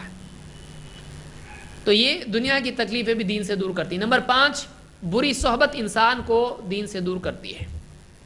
اللہ کے رسول صلی اللہ علیہ وسلم فرماتے ہیں الرجل علی دین خلیلہ فلینظر احدکم من یخالل. آدمی اپنے دوست کے دین پر ہوتا ہے. فلینظر احدکم من یخالل, تو تم میں سے دیکھے کہ وہ کس کو اپنا دوست بنا رہا ہے. اس کو امام ابو داؤد اور ترمذی نے نقل کیا ہے اور یہ حدیث حسن ہے. شیخ الالبانی نے صحیح الجامع الصغیر میں اس کو حسن کہا ہے. الرجل علی دین خلیلہ, آدمی اپنے دوست کے دین پر ہوتا ہے. آدمی اپنے دوست کے دین پر ہوتا ہے, یعنی جیسی سنگت ویسی رنگت. خصوصاً اولاد کے سلسلے میں ماں باپ کو یہ بات یاد رکھنی چاہیے کہ بعض اوقات انسان اچھا ہوتا ہے, دیندار ہوتا ہے, لیکن کسی کے ساتھ اٹھک بیٹھک اس کی شروع ہو جاتی ہے. کبھی پڑوسی بدل جاتے ہیں, کبھی کالج میں کوئی سہیلی کوئی دوست مل جاتا ہے, کبھی کسی سے تعلقات بن جاتے ہیں, پھر دھیرے دھیرے ان کے ساتھ تعلقات, بات چیت, اٹھنا بیٹھنا, ملنا جلنا, ان کے اثرات ان میں منتقل کرنا شروع کرتا ہے. اور یہ بات یاد رکھیں کہ اچھے کے برے پہ اثرات تھوڑے لیٹ ہوتے ہیں اور برے کے اچھے پہ اثرات بہت سپیڈ میں ہوتے ہیں. یہ ترتیب ہے. آپ کسی چیز کو آپ اپنے گھر کی چھت پر جائیں اور کوئی چیز چھوڑیں, سکہ ایک ہے, آپ ہاتھ میں پکڑیں اور اس کو چھوڑ دیں, وہ نیچے جائے گا اوپر جائے گا, نیچے جائے گا. وہ زوال جلدی آتا ہے کہ اگر کسی کو آپ چھوڑے رکھیں تو بھی اس میں بے عملی آ جاتی ہے. ماحول سے دور ہو جائے, دینی ماحول سے, پھر بھی اس میں برائی آنا شروع ہوتی ہے. لیکن اگر غلط ماحول مل جائے اور بری سنگت مل جائے, آپ بتائیے اس کے اثرات کتنے زیادہ ہو سکتے ہیں. تو بری صحبت کی وجہ سے بھی انسان میں برے اثرات آنے لگتے ہیں. بعض اوقات پڑوسی ان کے پاس جانا نہ بیٹھنا ہوتا ہے, غیبتیں شروع ہوتی ہیں. دنیا کا مزاج ان کا ہوتا ہے, زیورات دکھانا, اچھے اچھے کپڑے دکھانا. اس سے انسان کے اندر ہرس پیدا ہونا شروع ہوتی ہے. خواتین میں عام طور سے ہوتا ہے, ہاں ان کے پاس اتنے زیورات ہیں, اب گھر پہ آنے کے بعد شوہر کا انتظار شروع ہو جاتا ہے, کب آئیں گے اور کب لائیں گے. کیوں؟ لوگوں میں اٹھنا بیٹھنا ہے. اب ایسے لوگوں میں اٹھنا بیٹھنا ہے جو دیندار نہیں ہیں, جن کی زینت ان کا اخلاق اور کردار نہیں ہے, جن کی زینت ان کی خارجی نعمتیں ہیں جو آج ہیں کل نہیں بھی ہو سکتی ہیں, جو قبر میں نہیں آنے والی ہیں. دیکھا فلاں کے اتنے اچھے کپڑے, فلاں کے پاس اتنے زیور, ان کی موٹر, اور ہمارے پاس بائیسیکل. ان کے بچے کانوینٹ میں جاتے ہیں, ہمارا کارپوریشن میں. ان کے پاس دیکھو کیا کچھ نہیں ہے, ان کے پاس اے سی ہے اور ہمارے پاس پنکھا بھی ہوا سے زیادہ آواز کرتا ہے. کیا حال ہے ہمارا. اب آخرت کی بجائے کہاں ذہن جانا شروع ہوتا ہے؟ دنیا کی طرف. شوہر پہ دباؤ, آپ تو کبھی کچھ لاتے ہی نہیں. اب شوہر بھی بیچارہ, وہ بھی سوچتا ہاں چلو ٹھیک ہے, ان کو خاموش, خوش تو نہیں, خاموش رکھنا اگر ہے تو ان کے لیے جو چاہیے لاؤ. اب تنخواہ کم ہے, اب کیا کریں گے؟ یا تو قرض لیں گے یا پھر دھوکے بازی, جھوٹ, خیانت, حرام, بینک کے انٹرسٹ سے کچھ لے کے آ جائیں گے. شروع ہوا کہ نہیں ہوا؟ شروع ہو گیا سب. مزاج بگڑتے بگڑتے حرام تک چلے گئے. کہاں برکت آئے گی, کہاں سکون آئے گا گھر میں. تو بری صحبت, دنیا داروں کی صحبت, گناہ گاروں کی صحبت انسان کو بے دین بناتی ہے. اس کی عملی خرابیاں, بیٹھے ہیں باتیں کر رہے ہیں, گپ شپ چل رہی ہے, بیٹھے بیٹھے نماز کا وقت ہو گیا, اب سامنے والا نہیں اٹھ رہا ہے, اب وہ نہیں اٹھ رہا, میں کیوں اٹھوں. اب سہیلی بیٹھی ہے, وہ دنیا دار, اب بولنے کو بھی شرم آ رہی, چلو وہاں بہت تم دیندار ہو, اب بولنے کو بھی شرم آ رہی, نماز کا وقت ہو گیا, ہاں متقی بہت آپ لوگ, نماز بھی ضائع کر دی ہے. ہوتا ہے ایسا. کسی کے نکاح میں گئے, کسی کہیں گئے, نماز برباد. تو کتنے لوگ ہیں جو صحبت کی وجہ سے, تعلقات کی وجہ سے برے ہو جاتے ہیں. یہ ایک بہت بڑا سبب ہے بگڑنے کا. اولاد کے سلسلے میں خاص طور سے یاد رکھنا چاہیے. بچی کالج جا رہی ہے, سہیلیاں کیسی ہیں، دیندار ہیں، بے دین ہیں، دیکھنا ضروری ہے. بچہ اسکول کالج جا رہا ہے، دوست کیسے، کن لوگوں میں اٹھتا بیٹھتا ہے، کن لوگوں میں اٹھتا بیٹھتا ہے، تو یہ یاد رکھنا ضروری ہے. تو 5ویں وجہ بگڑنے کی بری صحبت ہے. نمبر 6، بہت سارے لوگ عمل میں کمزور اور گناہوں کی طرف جانے والے بنتے ہیں. اس کا ایک بہت بڑا سبب کیا ہوتا ہے؟ اللہ کی رحمت. اللہ غفور الرحیم ہے. بہت سارے لوگ اس کو اپنے لیے جنت کا ٹکٹ بنا لیتے ہیں. اللہ کی رحمت کو اپنی بصیرت کے لیے پٹی بنا لیتے ہیں. یاد رکھیے اس کو. بہت سے لوگوں کے لیے کیا ہوتا ہے؟ اللہ کی رحمت کا عقیدہ ان کی عقل پر پٹی باندھنا ہو جاتا ہے، ان کی آنکھوں پر پردہ پڑ جاتا ہے. وہ گناہ پر گناہ کرتے ہیں، اور کوئی بیچارہ مسکین ان کے پاس آئے اور ان سے کہے کہ اچھی زندگی گزارنا چاہیے، عمل کرنا چاہیے، ذرا عمل بھی کیجئے، دین کی طرف آئیے، گناہ چھوڑیے. ان کے پاس ایک ہی کلمہ ہوتا ہے، ایک ہی نعرہ ہوتا ہے، اللہ غفور الرحیم ہے. اللہ غفور الرحیم ہے. اللہ غفور الرحیم ہے. اللہ رزاق بھی ہے. آپ کھانا چھوڑ دیں، آپ کمانا چھوڑ دیں، اللہ تعالیٰ اگر غفور الرحیم ہے، اللہ تعالیٰ سزا دینے والا بھی ہے. یہ آپ کو نہیں معلوم. نبئ عبادی انی انا الغفور الرحیم وان عذابی هو العذاب العلیم. میرے بندوں کو خبر کر دو میں غفور الرحیم ہوں، اور ان کو یہ بھی بتاؤ کہ میری سزا بڑی دردناک ہے. تو اللہ کا غفور الرحیم ہونے کا عقیدہ اعتدال کے ساتھ ہونا چاہیے، ویسے جیسے سلف میں تھا. سلف اللہ کے نبی صلی اللہ علیہ وسلم، صحابہ کیا صرف اللہ کی رحمت کا عقیدہ رکھتے تھے، اللہ سے ڈرتے بھی تھے. تو یہ اللہ کی رحمت کا عقیدہ بعض اوقات شیطان کی طرف سے انسان کے دل میں ڈالا ہوا ہوتا ہے. اللہ تعالیٰ فرماتا ہے یعدہم ویمنیہم وما یعدہم الشیطان الا غرورا. شیطان وعدے کرتا ہے، تمنائیں دلاتا ہے، اور شیطان کے وعدے سوائے دھوکے کے اور کچھ نہیں.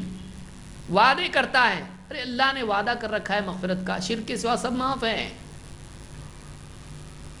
تمنائیں دلاتا، ارے اللہ بڑا غفور رحیم ہے، اللہ کتنے کیوں نہیں کرے گا، سب کی کرتا ہے، تیری مغفرت نہیں کرے گا، تیرا دشمن ہے کہ اللہ.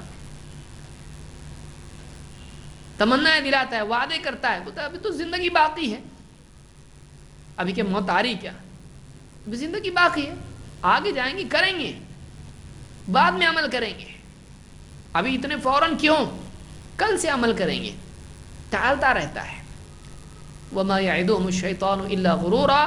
شیطان کا وعدہ سوائے دھوکے کے اور کچھ نہیں ہے.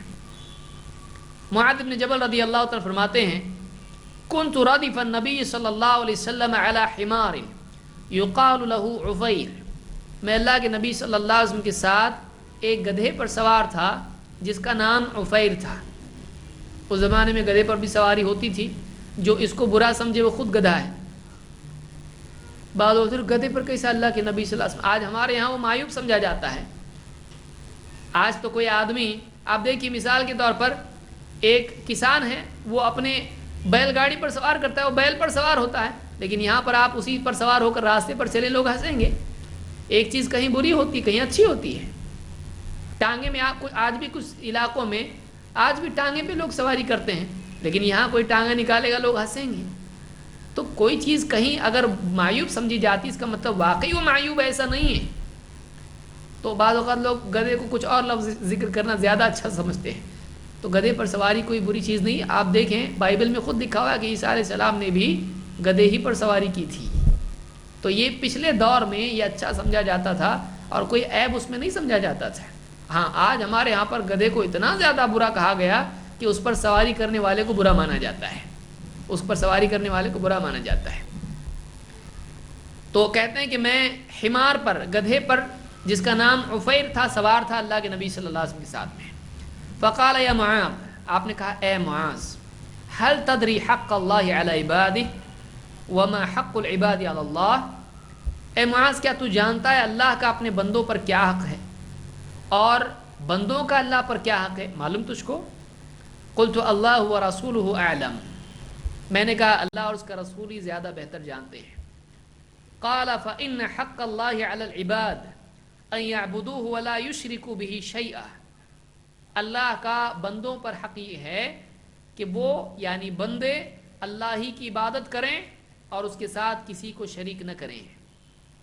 وحق العباد علی اللہ اللہ يعذب من لا يشرك به شيئا، اور اللہ پر بندوں کا حق یہ ہے، اللہ پر بندوں کا حق یہ ہے کہ وہ اللہ تعالیٰ اس شخص کو عذاب نہ دے جو اللہ کے ساتھ شرک نہیں کرتا ہو، یعنی دائمی عذاب نہ دے، ہمیشہ کی جہنم میں وہ نہیں جائے گا جو اللہ کے ساتھ شرک نہیں کرتا تھا. فقلت یا رسول اللہ، صحابی کہتے ہیں میں نے کہا اللہ کے رسول، افلا ابشر به الناس، کیا میں لوگوں کو یہ بات نہیں بتاؤں؟ اے اللہ کے رسول کیا ہے خوشخبری میں سارے لوگوں کو بیان نہ کروں؟ قال لا تبشرهم فیتکلوا، ان کو یہ خوشخبری مت دو، وہ اسی کو تکیہ بنا لیں گے، وہ اسی پر تکیہ کر لیں گے. اب بتائیے اگر ایسا ہوتا کہ بس اللہ سے امیدیں باندھ لو اور جو چاہے کرو، تو آپ کہتے ہیں ہاں جاؤ سب کو بتا دو، عمل کرو یا نہ کرو، اللہ مغفرت کرنے والا ہے. کیا آپ یہ پسند کرتے تھے؟ نہیں. اللہ کے نبی صلی اللہ علیہ وسلم چاہ رہے ہیں کہ لوگوں کو ایسی بات نہ بتائی جائے جس سے وہ عمل میں سست ہو جائیں، جس سے ان کے اندر عمل کی کمزوری آ جائے. آپ نے فرمایا لا تبشرهم فیتکلوا، انہیں اس کی خوشخبری مت دو، وہ کیا ہو جائیں گے؟ وہ اسی پر ٹیک لگا لیں گے، یعنی وہ اللہ کی رحمت کو سہارا بنا کر عمل میں کمزور پڑ جائیں گے. لا تبشرهم فیتکلوا، تم ان کو یہ خوشخبری مت دینا ورنہ وہ بے عمل ہو جائیں گے، وہ عمل میں کمزور پڑ جائیں گے. تو اس سے معلوم ہوا کہ اللہ کے نبی صلی اللہ علیہ وسلم کی دعوت کا حاصل یہ ہے کہ ایک انسان جہاں اللہ سے امید باندھتا ہے، اللہ کی رحمت پر اگر اس کی نگاہ ہے تو وہیں اپنی ذمہ داریوں پر بھی اس کی نگاہ ہونا چاہیے. اللہ کی رحمت کو سہارا بنا کر بے عمل ہو جانا جاہلوں کا کام ہے، اور یہ شیطان کا ہتھ کنڈا ہے کہ ایک آدمی کو بھرم میں رکھا جائے اور بے عمل بنا دیا جائے تاکہ قیامت کے دن یہ اللہ کے آگے ذلیل اور ناکام ہو جائے. تو یہ کچھ باتیں تھیں جو آدمی کی بے عملی کے اسباب میں سے ہیں. آئیے دیکھتے ہیں اس کا علاج کیا ہے. اس لیے کہ اگر بیماری معلوم ہو تو علاج بھی معلوم ہونا چاہیے، اور علاج سے پہلے بیماری بھی معلوم ہونا چاہیے. تو دونوں چیزیں اگر معلوم ہو جائیں تو ہم صحیح طور سے اس بات کو سمجھ سکتے ہیں. آئیے اختصاراً ہم دیکھتے ہیں کہ اس کا علاج کیا ہے. عمل پر آنے کے لیے کیا کرنا چاہیے؟ گناہوں سے نکل کر دینداری کی طرف آنے کے لیے کیا کرنا چاہیے؟ نمبر 1، اللہ سے دعا کرنا چاہیے. اس لیے کہ ڈوبتا ہوا سب سے اچھا کام یہ ہوتا ہے، اس کو اگر تیرنا نہیں آتا ہے تو بچاؤ بچاؤ پکارتا ہے، اور اللہ کے سوا کوئی بچا نہیں سکتا ہے. ایک آدمی جو گناہوں کی زندگی میں پڑا ہوا ہے، ایک آدمی جو چاہ کے بھی عمل نہیں کر پا رہا ہے، ایک آدمی جو شیطان سے لڑنے میں بار بار مار کھا رہا ہے، نفس سے لڑنے میں بار بار پاؤں پھسل رہا ہے، ایسے آدمی کے لیے ابتدائی مرحلہ پہلا کرنے کا کام یہ ہوتا ہے کہ وہ اللہ سے دعا کرے. اس لیے کہ دعا سے بہت سارے کام آسان ہو جاتے ہیں. اللہ تعالیٰ خود فرماتا ہے وَمَن يَتَوَكَّلْ عَلَى اللَّهِ فَهُوَ حَسْبُهُ، جو اللہ پر بھروسہ کر لیتا ہے اللہ اس کے لیے کافی ہو جاتا ہے.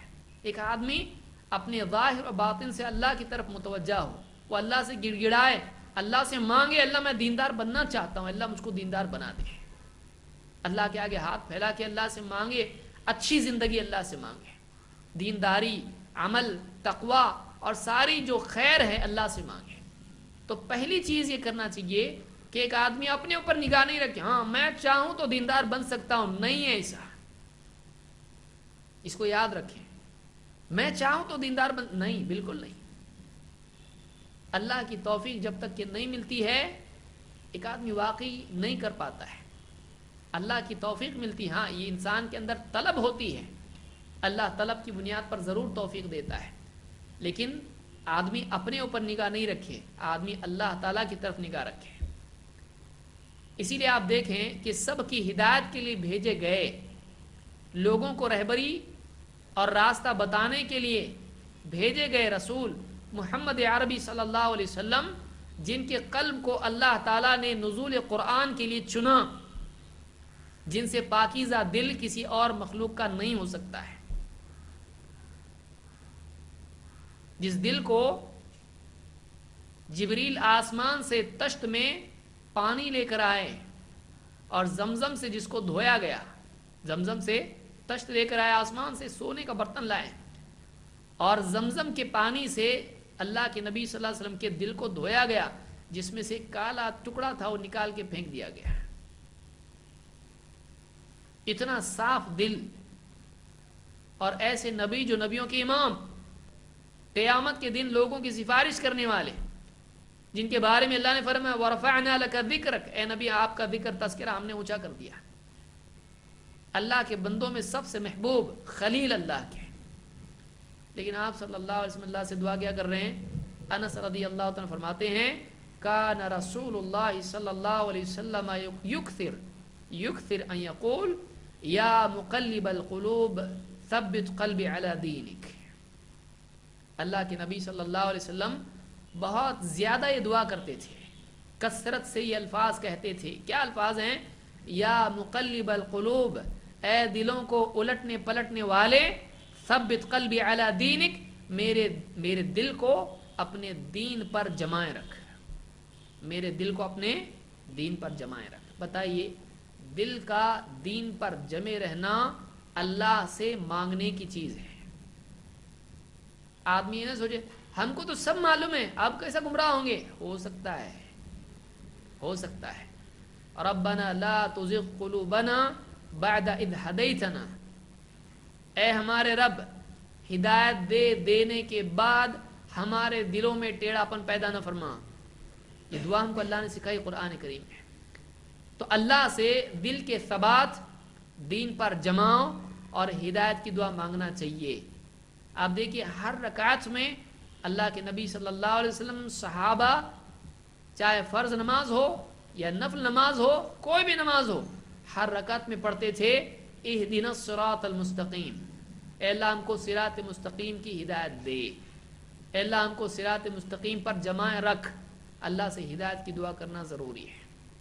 تو ایک عمل کے لیے اللہ سے دعا کرنا چاہیے۔ اور آپ دیکھیں نماز کے بعد، فارغ ہونے کے بعد، اللہ کے نبی صلی اللہ علیہ وسلم نے معاذ بن جبل رضی اللہ عنہ کو ایک دعا سکھائی تھی۔ کیا دعا تھی وہ؟ اللہم اعنی علی ذکرک و شکرک و حسن عبادتک۔ اللہم اعنی، اے اللہ میری مدد کر، علی ذکرک، تیرے ذکر پر، و شکرک، اور تیرا شکر ادا کرنے پر میری مدد کر، و حسن عبادتک، اور بہترین طور پر تیری عبادت کرنے پر میری مدد کر۔ ذکر، شکر اور اللہ کی عبادت احسان کے ساتھ، بہترین طور پر۔ تو یہ دعا اللہ سے مانگتے رہنا چاہیے۔ تو نمبر 1، بے عملی کا علاج کیا ہے؟ اللہ سے مانگنا عمل کی توفیق اور عمل پر ثبات اور جماؤ۔ نمبر 2، انسان آخرت اور دنیا کا موازنہ کرے اور 2 اعتبار سے آخرت اور دنیا کو دیکھے۔ ایک خیر کے اعتبار سے اور دوسرے بقا کے اعتبار سے۔ آپ دیکھیے 2 چیزیں ہیں جو ہمیشہ ذہن میں رکھ کر دنیا اور آخرت کے بارے میں سوچنا چاہیے۔ دنیا اور آخرت کے بارے میں بہت کچھ سوچ سکتے ہیں، لیکن آپ کو 2 چیزوں پر اپنی نگاہ کو رکھنا چاہیے، اور اللہ نے وہ 2 چیزیں بتائی ہیں۔ واقعی اگر دیکھیے اس پر ہم غور کرتے ہیں، ہمارے سارے معاملات حل ہو جاتے ہیں۔ آخرت کے بارے میں اور دنیا کے بارے میں سوچتے وقت میں ان 2 چیزوں کے بارے میں سوچنا چاہیے۔ ایک، دونوں میں بہتر کیا ہے، نعمتوں میں بہتر کون سی ہیں؟ 2، بقا کس کے لیے ہے؟ آپ دیکھیے یہ 2 چیزیں اگر واقعی آدمی سوچے اس کو، تو بہت اس کے دل کی حالت بدل سکتی ہے۔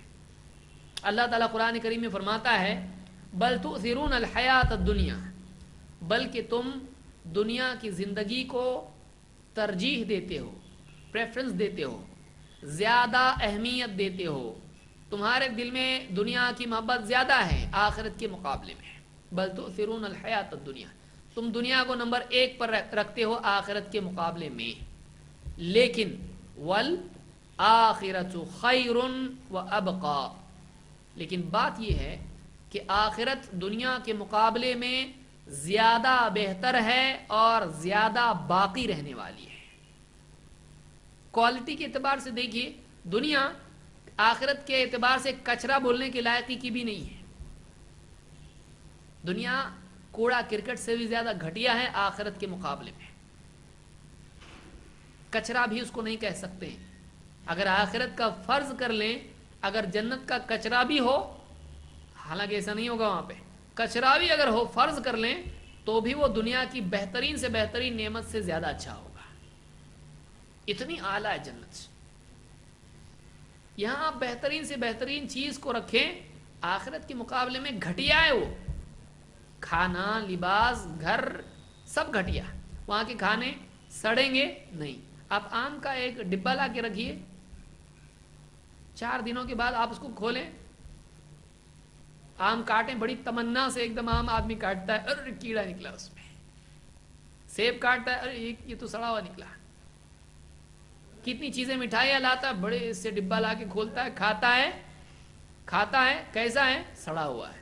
مٹھائی کا ایسی لذت ہی نہیں اس کے اندر کچھ. ہوٹلوں میں جا رہا ہے, یہاں کھا رہا, گھر پہ کھا رہا, دل میں آج یہ تمنا ہے یہ بنا کے کھائیں گے, بنا کے کھایا, دل نہیں بھرتا اس سے آدمی کا. آدمی کو لگتا نہیں کچھ اور چاہیے مجھ کو.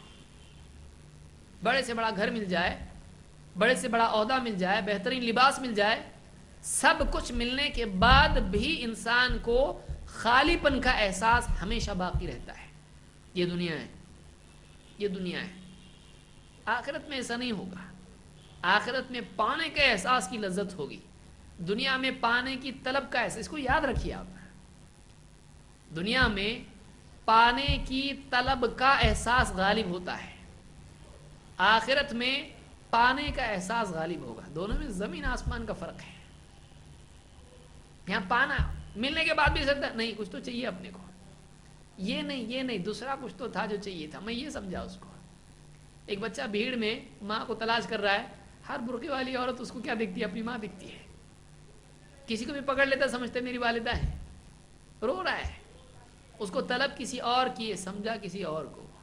اسی طرح سے آدمی, اس کے اندر طلب ہے, اللہ نے جنت کی طلب اس میں رکھی ہے, لذت کی طلب رکھی ہے, لیکن الٹیمیٹ لذت, کامل لذت اس کی طلب انسان میں ہے. دنیا میں کامل لذت نہیں ہے. اب تھوڑی دیر کے لیے اس کو سمجھ لیتا ہے, لیکن جب اس سے فائدہ اٹھا لیتا ہے تو نہیں, یہ نہیں ہے, اصل کچھ اور ہے, میری طلب کچھ اور ہے, مجھ کو یہ مل گیا لیکن یہ نہیں ہے اصل, یہ نہیں ہے اصل. تو یہاں پر اللہ نے فرمایا والآخرۃ خیر, آخرت بہتر ہے. تو دنیا کے مقابلے میں آخرت کی نعمتیں بہتر ہیں. وابقی, اور زیادہ باقی رہنے والی ہے, زیادہ باقی رہنے والی ہے. دنیا بہتر سے بہتر, یہاں کی چیزیں ایک دن فنا ہونے والی ہے, فنا ہونے سے پہلے جدا ہونے والی ہے. آدمی دیکھیے, یا تو چیز آدمی کو چھوڑ دے گی, کھو گیا, نقصان ہو گیا, ٹوٹ گیا, پھوٹ گیا, چوری ہو گیا, یا تو آدمی اس کو چھوڑ دے گا, مر گیا یا ہاتھ سے نکل گیا. تو دنیا کی چیزیں یا تو انسان کو چھوڑ دیتی ہیں یا انسان کو ان کو چھوڑ کے جانا پڑتا ہے. تو یہاں کی چیزیں ہمیشہ باقی رہنے والی نہیں ہیں. لیکن آخرت, نہ چیزیں انسان کو چھوڑیں گی, نہ جنت جنتی کو چھوڑے گی, نہ جنتی جنت کو چھوڑے گا. کوئی کسی کو نہیں چھوڑے گا, نہ ان کو نکالا جائے گا, نہ ان کو چھوڑنے کا ارادہ پیدا ہوگا. لا یبغون عنہا حولا, جنتی جنت سے کہیں اور جانے کا خیال بھی نہیں کریں گے. نہیں, یہاں نہیں, ہم کو وہاں جانے کا نہیں. یہاں تو دنیا میں آدمی مالدار سے مالدار بھی کبھی بولتا ہے اللہ دنیا سے اٹھا لے, کیوں, یہاں نہیں چل رہا اس کا. ایسا حال کبھی نہیں آئے گا. اللہ جنت سے کہیں تو باہر لے جا سکون کے لیے, کبھی نہیں بولے گا, وہیں سکون ملے گا اس کو. کیونکہ آپ دیکھیے ایک روایت میں اللہ کے نبی صلی اللہ علیہ وسلم فرماتے ہیں جنتیوں سے اللہ کہے گا اے اہل جنت, وہ ڈریں گے کہیں نکالا تو نہیں جا رہا. ان سے کہا جائے گا تم پہ ابھی کبھی موت نہیں آئے گی, میں کبھی تم سے ناراض نہیں رہوں گا, تم ہمیشہ اس میں رہو گے. اللہ کے رسول صلی اللہ علیہ وسلم فرماتے ہیں اتنی خوشی ان کو ہوگی, اتنی خوشی ان کو ہوگی کہ اگر اللہ تعالیٰ نے یہ طے نہیں کر دیا ہوتا کہ یہ اب نہیں مریں گے تو اس کی خوشی سے مر جاتے ہیں. اتنی خوشی ان کو ہوگی. تو دنیا گھٹیا ہے,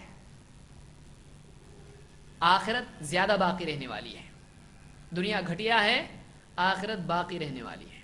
اور آخرت دنیا کے مقابلے میں بہتر ہے, اور دنیا فنا ہونے والی ہے. اللہ کے نبی صلی اللہ علیہ وسلم فرماتے ہیں मद दुनिया फिल आखिरति इल्ला मिथलु मा यजअलु अहदुकुम इस्बअहु हादिही फिल यम फलयंजुर बिमा तरजिह। दुनिया की मिसाल आखिरत के मुकाबले में ऐसे है जैसे तुम में से कोई अपनी उंगली दरिया में डुबो दे, समंदर में डुबो दे, फलयंजुर बिमा तरजिह, फिर देखे कि उसकी उंगली कितने पानी के साथ बाहर निकली। यानी आप बताएं, आप समंदर में उंगली डुबो के निकालें, कितना पानी हाथ पे आया, इतना कम पानी दुनिया की लज्जतें और नेमतें हैं, इतना कम एंटरटेनमेंट दुनिया में है, इतना कम एंजॉयमेंट दुनिया में है, असल एंजॉयमेंट आखिरत में है। और अल्लाह ने दुनिया को एंटरटेनमेंट एंजॉयमेंट के लिए नहीं बनाया है, अल्लाह ताला ने अपनी इबादत के लिए दुनिया और दुनिया वालों को बनाया है। वमा खलक़तुल जिन्ना वल इंसा इल्ला लियअबुदून। तो दुनिया के बारे में आदमी सोचे कि दुनिया फना होने वाली है, कम है, घटिया है, और मिली तो भी सुकून नहीं मिलता है, नहीं मिलने तक मिलने की चाहत होती है और मिलने के बाद खोने का डर होता है, और तमाम नेमतें मिलने के पहले तजस्सुस होती हैं, मिलने के बाद बोझ बन जाती है। इसको याद रखिए।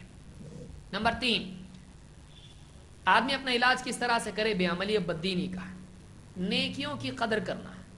आदमी पैसों की कदर करता है, आदमी इसी तरह से बल्कि इससे बेहतर नेकियों की कदर करे। क्यों? इसलिए कि जनाजे में पैसे आने वाले नहीं हैं, कब्र में पैसे आने वाले नहीं हैं, काउंटर पे कोई जाके कुछ खरीद ले वहां पे नहीं। क़यामत के दिन जेब इंसान को लिबास ही नहीं मिलेगा, बरहना होगा इंसान, पैसे नहीं होंगे वहां पे, पैसे दे के भी कुछ मिलने वाला नहीं है।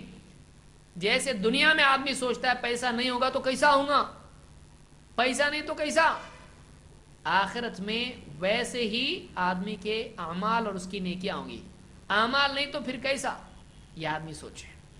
जितनी नेकियां वैसी जन्नत, जैसी दुनिया की मशक्कत वैसे आखिरत की जन्नत। जितनी नेकियां उतना बड़ा मर्तबा। जन्नत का एक मर्तबा है? नहीं, जन्नत के 100 मर्तबे हैं, 100 दर्जात हैं। अब क्या है, जिसको जहां मिला मौका भागेगा ऐसा है? नहीं। जो पहले जाके जगह पकड़ा मिल गया? नहीं। जिसने वसीला लगा के किसी को सेटिंग करके पहले ही जगह पकड़ लिया? नहीं। जिसका जैसा अमल वैसी उसकी जन्नत। तो मौका जन्नत बनाने का यहां है, वहां जाके नहीं बोल सकता मेरे को ऊपर की जन्नत बहुत अच्छी लगती है। नहीं, अच्छी लगती है लेकिन दुनिया में क्या करके आया, जैसी तैयारी करके आया वैसी जन्नत मिलेगी। तो आदमी सोचे कि मेरी जन्नत का मदार मेरी नेकियों पर है। मैं अगर चाहता हूं, अब बताइए किसी की समझ लीजिए 99 नेकियां हो और 100 पे ऊपर का मर्तबा है, अगर 99 हो तो नहीं मिलने वाला हो। ऐसा जरा अंधेरे में तकिए पे जब करवट बदलते हैं तो आज क्या कमाया सोचें आप, लेकिन दुनिया के एतबार से नहीं, आखिरत के एतबार से सोचें। सोचें अगर मेरे पास एक नेकी कम रह गई और उस एक नेकी के मिलने से फिरदौस मिल सकती थी, जन्नतुल फिरदौस, और एक नेकी रह गई तो मैं कहाँ रहूंगा? नीचे दर्जे पे रहूंगा। एक नेकी से फिरदौस खो दिया, कितना डेंजर लगता सोचने को। एक नेकी से आदमी फिरदौस से महरूम हो जाएगा। वो एक नेकी कितनी कीमती नेकी होगी, अगर कर लेता कितना अच्छा होता। ऐसा सोचेंगे तो वो एक नेकी, आपको एक तो नेकी है, ऐसा नहीं होगा एक नेकी है, ये बहुत बड़ी नेकी है, ऐसा लगेगा आदमी को। अल्लाह ताला के, और आप सोचिए तो जन्नत के बारे में मैं कह रहा हूं, अल्लाह हिफाजत फरमाए, अगर एक नेकी कम पड़ गई जन्नत में जाने से और आदमी जहन्नम में चला गया, कितना अफसोस होगा। सोचेगा एक नेकी कर लेता, मेरे गुनाहों पर एक नेकी भारी हो जाती, जन्नत में चला जाता, लेकिन जहन्नम में आ गया एक नेकी के कम होने की वजह से, कितना अफसोस होगा। अल्लाह ताला फरमाता है फअम्मा मन थक़ुलत मवाज़ीनुहु फ़हुवा फ़ी ईशतिर राज़ियह फअम्मा मन थक़ुलत मवाज़ीनुहु, जिसका नेकियों का पलड़ा भारी हो गया, फ़हुवा फ़ी ईशतिर राज़ियह, वो ऐसी जिंदगी में होगा जो उसके दिल की रिदा और उसकी दिल की पसंद और उसको राजी करने वाली, खुश कर देने वाली जिंदगी में होगा। फ़हुवा फ़ी ईशतिर राज़ियह وہ دل پسند آرام کی زندگی میں ہوگا. وَأَمَّا مَنْ خَفَّتْ مَوَازِينُهُ، اور جس کا نیکیوں کا پلڑا ہلکا ہو گیا، فَأُمُّهُ هَاوِيَةٌ، تو اس کا ٹھکانہ ہاویہ یعنی جہنم ہوگا. اللہ ہم سب کی حفاظت فرمائے. نیکیوں کا پلڑا ہلکا ہونا آدمی کا جہنم میں جانے کا سبب بنے گا. یہ سورہ القاریہ ہمیں اللہ نے بیان کیا ہے. تو آپ ہمیشہ سوچیں کہ میری نیکیوں کا کیا حال ہے، میرا اکاؤنٹ کیسا ہے. اپنا اکاؤنٹ ہم خود چیک کریں. اگر نیکیاں آپ کو لگتا ہے کہ آپ کی نیکیاں بہت زیادہ ہیں تو غفلت چل جائے گی، لیکن ہم خود سوچیں ہماری نیکیاں ہمیشہ کم ہوتی ہیں. اور نیکی کر دینا اصل نہیں ہے، نیکی کا مقبول ہونا اصل ہے. اس کو یاد رکھیں. بہت سے لوگ قیامت کے دن نیکی کر کے آئیں گے لیکن وہاں ملے گی نہیں. وہ کیوں؟ اس لیے کہ اللہ کے لیے کی نہیں تھی. اللہ کے لیے کی تھی تو سنت نہیں تھی. اللہ کے لیے کی تھی، سنت بھی تھی، لیکن دوسروں کے حقوق آگے وہ نیکی ان کے پاس چلی گئی. کسی پر ظلم کیا تھا، کسی کو ستایا تھا، کسی کو گالی دی تھی، کسی کو مارا پیٹا تھا، وہ آ کے بولے گا میرا اس کے اوپر حق ہے، اس کی نیکی دے دی جائے گی. پھر اب سوچیں نیکیاں اپنے پاس کتنی بچتی ہیں. سب دے دلا کے اینڈ میں کیا بچا اپنے پاس؟ تو ضرورت ہے کہ نہیں ہے؟ بہت ہے. آدمی دنیا میں کیسے سوچتا ہے تنخواہ اتنی آئے گی، اس کا اتنا دینا ہے، اس کا اتنا دینا ہے، یہ خرچہ، اس کی فیس بھرنی ہے، لائٹ کا بل بھرنا ہے، گڈو کی اسکول کی فیس ہے، سب دینا ہے. اب بچا کیا؟ پھر بچا وہ اس میں سوچنا ہے کہ گھر کیسا چلے گا، تو جنت کیسی چلے گی یہ بھی تو سوچیں. سب دے دلا کے اینڈ میں کیا بچے گا اپنے پاس؟ آپ فرماتے ہیں اللہ کے نبی صلی اللہ علیہ وسلم لا تحقرن من المعروف شیئا، کسی نیکی کو بھی حقیر مت سمجھ. ولو ان تلقى اخاك بوجه طلق، یعنی کسی نیکی کو کم مت سمجھ، چاہے اپنے مسلمان بھائی کو دیکھ کے مسکرانا ہی کیوں نہ ہو. اتنا چھوٹا، اس کو بھی چھوٹا مت سمجھ، یہ چھوٹا نہیں ہے. چھوٹا بڑا تب ہو جاتا ہے جب کم پڑنے لگتا ہے. آپ بس میں جا رہے ہیں اور آپ کے پاس 50 پیسے کم ہیں، ایک سٹاپ پہلے اترنا پڑے گا. کم تب لگتا ہے، چھوٹی چیز بھی قیمتی تب لگنے لگتی ہے جب وہ وزن کو ہلکا کرتی ہے، جب اس کے نہیں ہونے کی وجہ سے پلڑا جھکنے لگتا ہے دوسری طرف. تو ایک نیکی بھی بڑی قیمتی ہوتی ہے، آدمی کو یہ سوچنا چاہیے. ایسا اگر احساس آدمی کو بیٹھے بیٹھے گانا گانے کی بجائے وہ قرآن پڑھے گا، بیٹھے بیٹھے فالتو باتیں کرنے کی بجائے وہ ذکر کرے گا، وہ اپنے آپ کو بچائے گا، اپنے آپ کو بچائے گا. چوتھی چیز عمل پر آنے کے لیے ہے کہ آدمی یہ بات یاد رکھے کہ نفس کو دبائے روندے رگڑے بغیر جنت نہیں ملتی ہے. نفس کو کچلے بغیر ایک آدمی جنتی نہیں بنتا ہے. اللہ تعالیٰ فرماتا ہے وَأَمَّا مَنْ خَافَ مَقَامَ رَبِّهِ وَنَهَى النَّفْسَ عَنِ الْهَوَى فَإِنَّ الْجَنَّةَ هِيَ الْمَأْوَى، کہ یقیناً وہ جو اپنے رب کے آگے کھڑے ہونے سے ڈرتا رہا اور اپنے نفس کو بری خواہشات سے روکتا رہا تو اس کا ٹھکانہ جنت ہے. فَإِنَّ الْجَنَّةَ هِيَ الْمَأْوَى، اس کا ٹھکانہ جنت ہے. ایک انسان اگر سوچے چلو میں نفس کو روندوں گا تو خود یہ لذت بن جاتا ہے. اور یہ وہ لذت نہیں ہے جو دنیا کی لذت ہے، یہ وہ لذت ہے جو انسان کو سکون دیتی ہے. دیکھیے بہت ساری دنیا کی لذت میں سکون نہیں ہوتا ہے. دو چیزیں آپ الگ کریں اس کو. لذت کو آدمی سکون سمجھ لیتا ہے. سکون لذت کا کمال ہے. ایک آدمی کو لذت مل رہی ہے، کھا رہا لیکن سکون نہیں ہے، زہر بن جاتا ہو. پہن رہا لیکن لذت نہیں ہے، کفن بن جاتا اس کے لیے، اس کو مزہ نہیں آتا ہے، سکون نہیں ہے اس کی زندگی میں. لذتیں بہت ہیں، سکون نہیں ہے. لیکن سکون کہاں ملتا ہے؟ سکون اللہ کی چاہت میں اپنی راحت کو ترک کرنا ہے. حصول اللہ کی چاہت کا حصول اور اپنی راحت کا ترک، جب یہ دو چیزیں جمع ہو جاتی ہیں یہ وہ سکون دیتا ہے جو دنیا کی بڑی سے بڑی دولت خرید نہیں سکتی ہے. اگر خرید سکتے تو فرعون و حامان خرید لیتے، نہیں خرید سکتے اس کو. تو یاد رکھیں کہ آپ کو آپشن ہے، دو میں سے ایک چننا ہے آپ کو. گھٹیا لذت یا اعلی لذت. گھٹیا لذت کیا ہے؟ نفس کی خواہش پوری کرنا، لذت حاصل کرنا، یہ گھٹیا لذت ہے۔ اعلیٰ لذت کیا ہے؟ جس میں سکون بھی شامل ہو جاتا ہے، نفس کو روند کے اللہ کی چاہت پوری کرنا، یہ بڑی لذت ہے۔ نفس کی لذت کیا ہوتی ہے؟ تھوڑی دیر کی لذت، لیکن بعد میں ندامت۔ تھوڑی دیر کی لذت، دیکھیے نیند کی وجہ سے الارم بجا، لیکن ہاتھ نے ڈھونڈا، کہاں ہے الارم، بند کر دیا، اور دل بول رہا ہے اٹھ نماز کا وقت ہو گیا ہے، اذان بھی ہو رہی ہے، لیکن سو گیا، اسی طرح سے۔ اب سونے کے بعد میں نیند کی لذت تو مل گئی، لیکن اٹھنے کے بعد جو ندامت ہے، وہ ندامت اس ساری لذت پر تھوڑی دیر کی لذت تھی وہ، لیکن ندامت کیسی ہے؟ ندامت کنٹینیو ہوگی، ختم نہیں ہوگی۔ لذت کیا ہو گئی؟ ختم ہو گئی۔ ندامت جو شروع ہوئی تو ختم ہی نہیں ہو رہی، وہ دل کا بوجھ بن گئی۔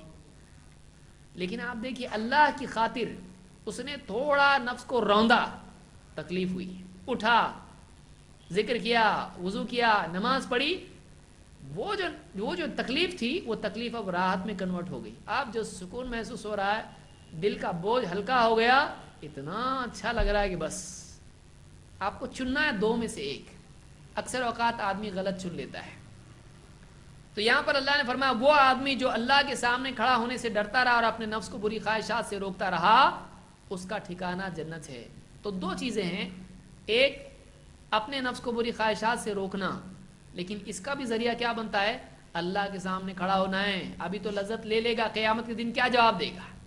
تو یہ آدمی کے نفس پر غالب آنے کا ذریعہ بنتا ہے، اور ایسا آدمی جنت میں داخل ہو گئے، سورہ النازعات میں ہے۔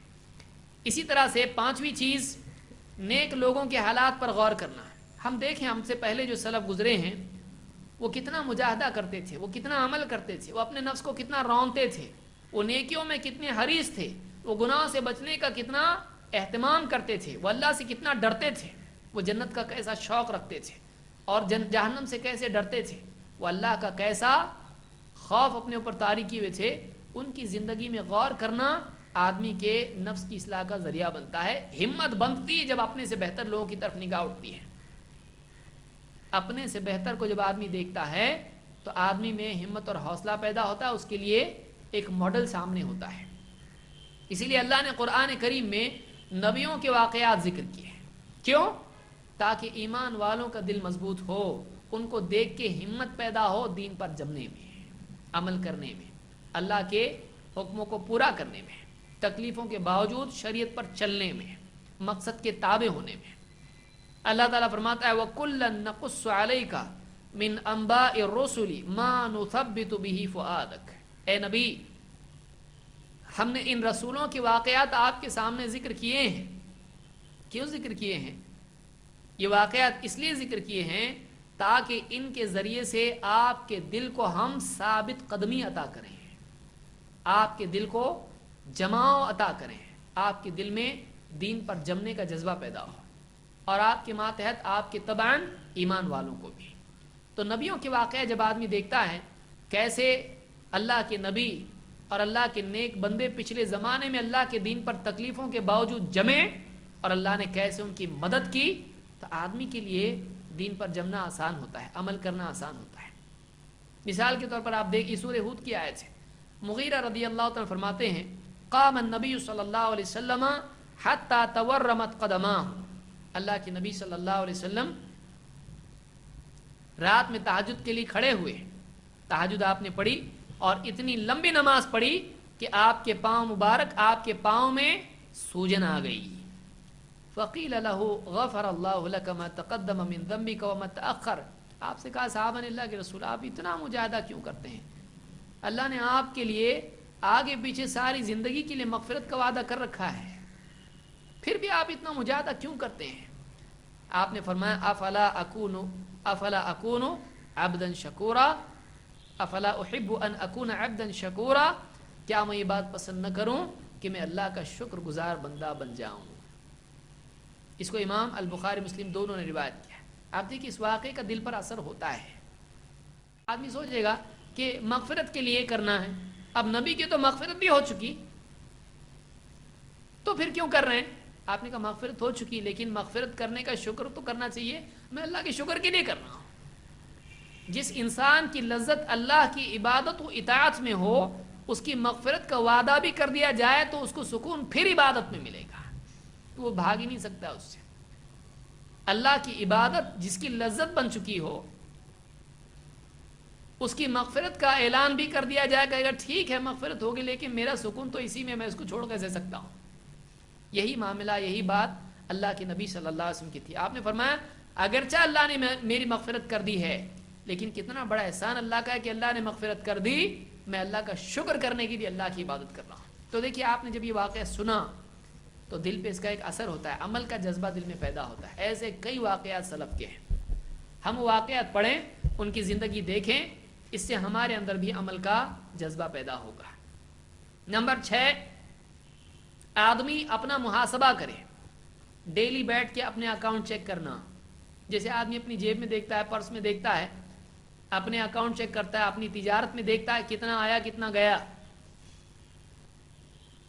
ہم سکوں کے بارے میں 1 روپیہ 2 روپیہ گنتے ہیں، آپ بتائیے کوئی آدمی ہے جو پیسے گنتا ہے، نوٹ گنا اور پیسے نہیں گنا؟ نہیں، وہ پیسے بھی گنتا ہے، 50 ملا کے ایک ساتھ رکھتا ہے، 25 ملا کے ایک ساتھ رکھتا ہے، روپیے بناتا ہے، اس کے روپیے کے 10 100 50 بناتا ہے اس کی۔ ایک پیسہ کا مجال اور گر جائے، اب بتائیے کروڑ پتی ہے، $1 گر گیا نیچے، ٹیبل کے نیچے چلا گیا، کوئی کمرے میں نہیں ہے، اب کیا کرے گا؟ کرسی سے اٹھے گا، نیچے جھک کے دیکھے گا، ہاں $1 شریف مل گیا، اٹھا کے لے گا پورا اس کو، 1 روپیہ چھوڑتا نہیں ہے۔ آدمی اپنا ٹوٹل مارتا ہے اور پھر دیکھتا کتنا آیا کتنا جانا ہے، کتنے قرضے ہیں کتنے بل ہیں۔ اپنے بارے میں ہم روزانہ بیٹھیں اور اپنے پورے دن کا جائزہ لیں، آج میں نے کیا اچھا کام کیا جو کل نہیں کیا تھا، اس پر اللہ کا شکر کرے، کل پھر کروں گا کا جذبہ رکھے، اور آج کیا کام میں نے کیا جو نہیں کرنا چاہیے تھا، کل سوچا تھا آج نہیں کروں گا پھر کیا وہی۔ اپنا اکاؤنٹ چیک کریں، جو ہر دن جنتی نہیں ہے وہ آخری دن جنتی کیسے ہوگا؟ آپ سوچئے، ایک بچہ ہے روزانہ 100 میں سے 10 مارکس لے رہا ہے، سال کے آخر میں اس کا ٹوٹل ماریں گے، کیا اس کے مارکس 100 سے زیادہ ہوں گے؟ نہیں، اس کا ایوریج 10 ہی ہوگا۔ تو ہر آدمی جو روزانہ ایوریج میں فیل ہو رہا ہے، وہ آخری دن اس کا ایوریج کیا نکلے گا؟ پاس نکلے گا کہ فیل نکلے گا؟ جو ہر دن فیل ہو رہا ہے وہ آخر میں ٹوٹل ماریں گے تو بھی فیل نکلے گا۔ ہم اپنا ہر دن کا جائزہ لیں کہ آج میں جنتی ہوں یا جہنمی ہوں، آج میں جنتی ہوں کہ جہنمی ہوں۔ آج کے دن کے اوپر میرا اگر فیصلہ کر دیا جائے، آج کا دن میرا بنا دیا، چل آج تو جیسا جیا اس پر جنتی جہنمی، میں جنتی بنوں گا کہ جہنمی بنوں گا؟ آدمی اپنے بارے میں سوچے، اپنا محاسبہ کرے، اور اگر آج نہیں ہے تو توبہ کرے اللہ سے، اور اگر آج ہے تو سوچے کہ معلوم نہیں قبول ہوگا کہ نہیں، یہ تو میں اپنے حساب سے بول رہا ہوں، میں نے نیکیاں کی ہیں، اللہ قبول کرے گا کہ نہیں معلوم نہیں، کیا غلطیاں میں نے کی، کتنی تقصیر اس میں ہوئی، اور کل اس سے اچھا جیوں گا کا فیصلہ آدمی کر کے آگے بڑھے۔ اللہ تعالیٰ فرماتا ہے یا ایھا الذین آمنوا اتقوا اللہ ولتنظر نفس ما قدمت لغد واتقوا اللہ ان اللہ خبیر بما تعملون۔ اے ایمان والو، اللہ سے ڈرتے رہو، اور تم میں سے ہر ایک دیکھ لے کہ اس نے اپنے کل کے لیے کیا آگے بھیج رکھا ہے، اس نے کیا نیکیاں آخرت کے لیے بھیجی ہیں۔ اللہ سے ڈرو، اللہ تمہارے سارے اعمال سے خوب خبر رکھتا ہے، اللہ تمہاری عملی زندگی سے باخبر ہے، کل کے لیے کیا آگے بھیجا دیکھو۔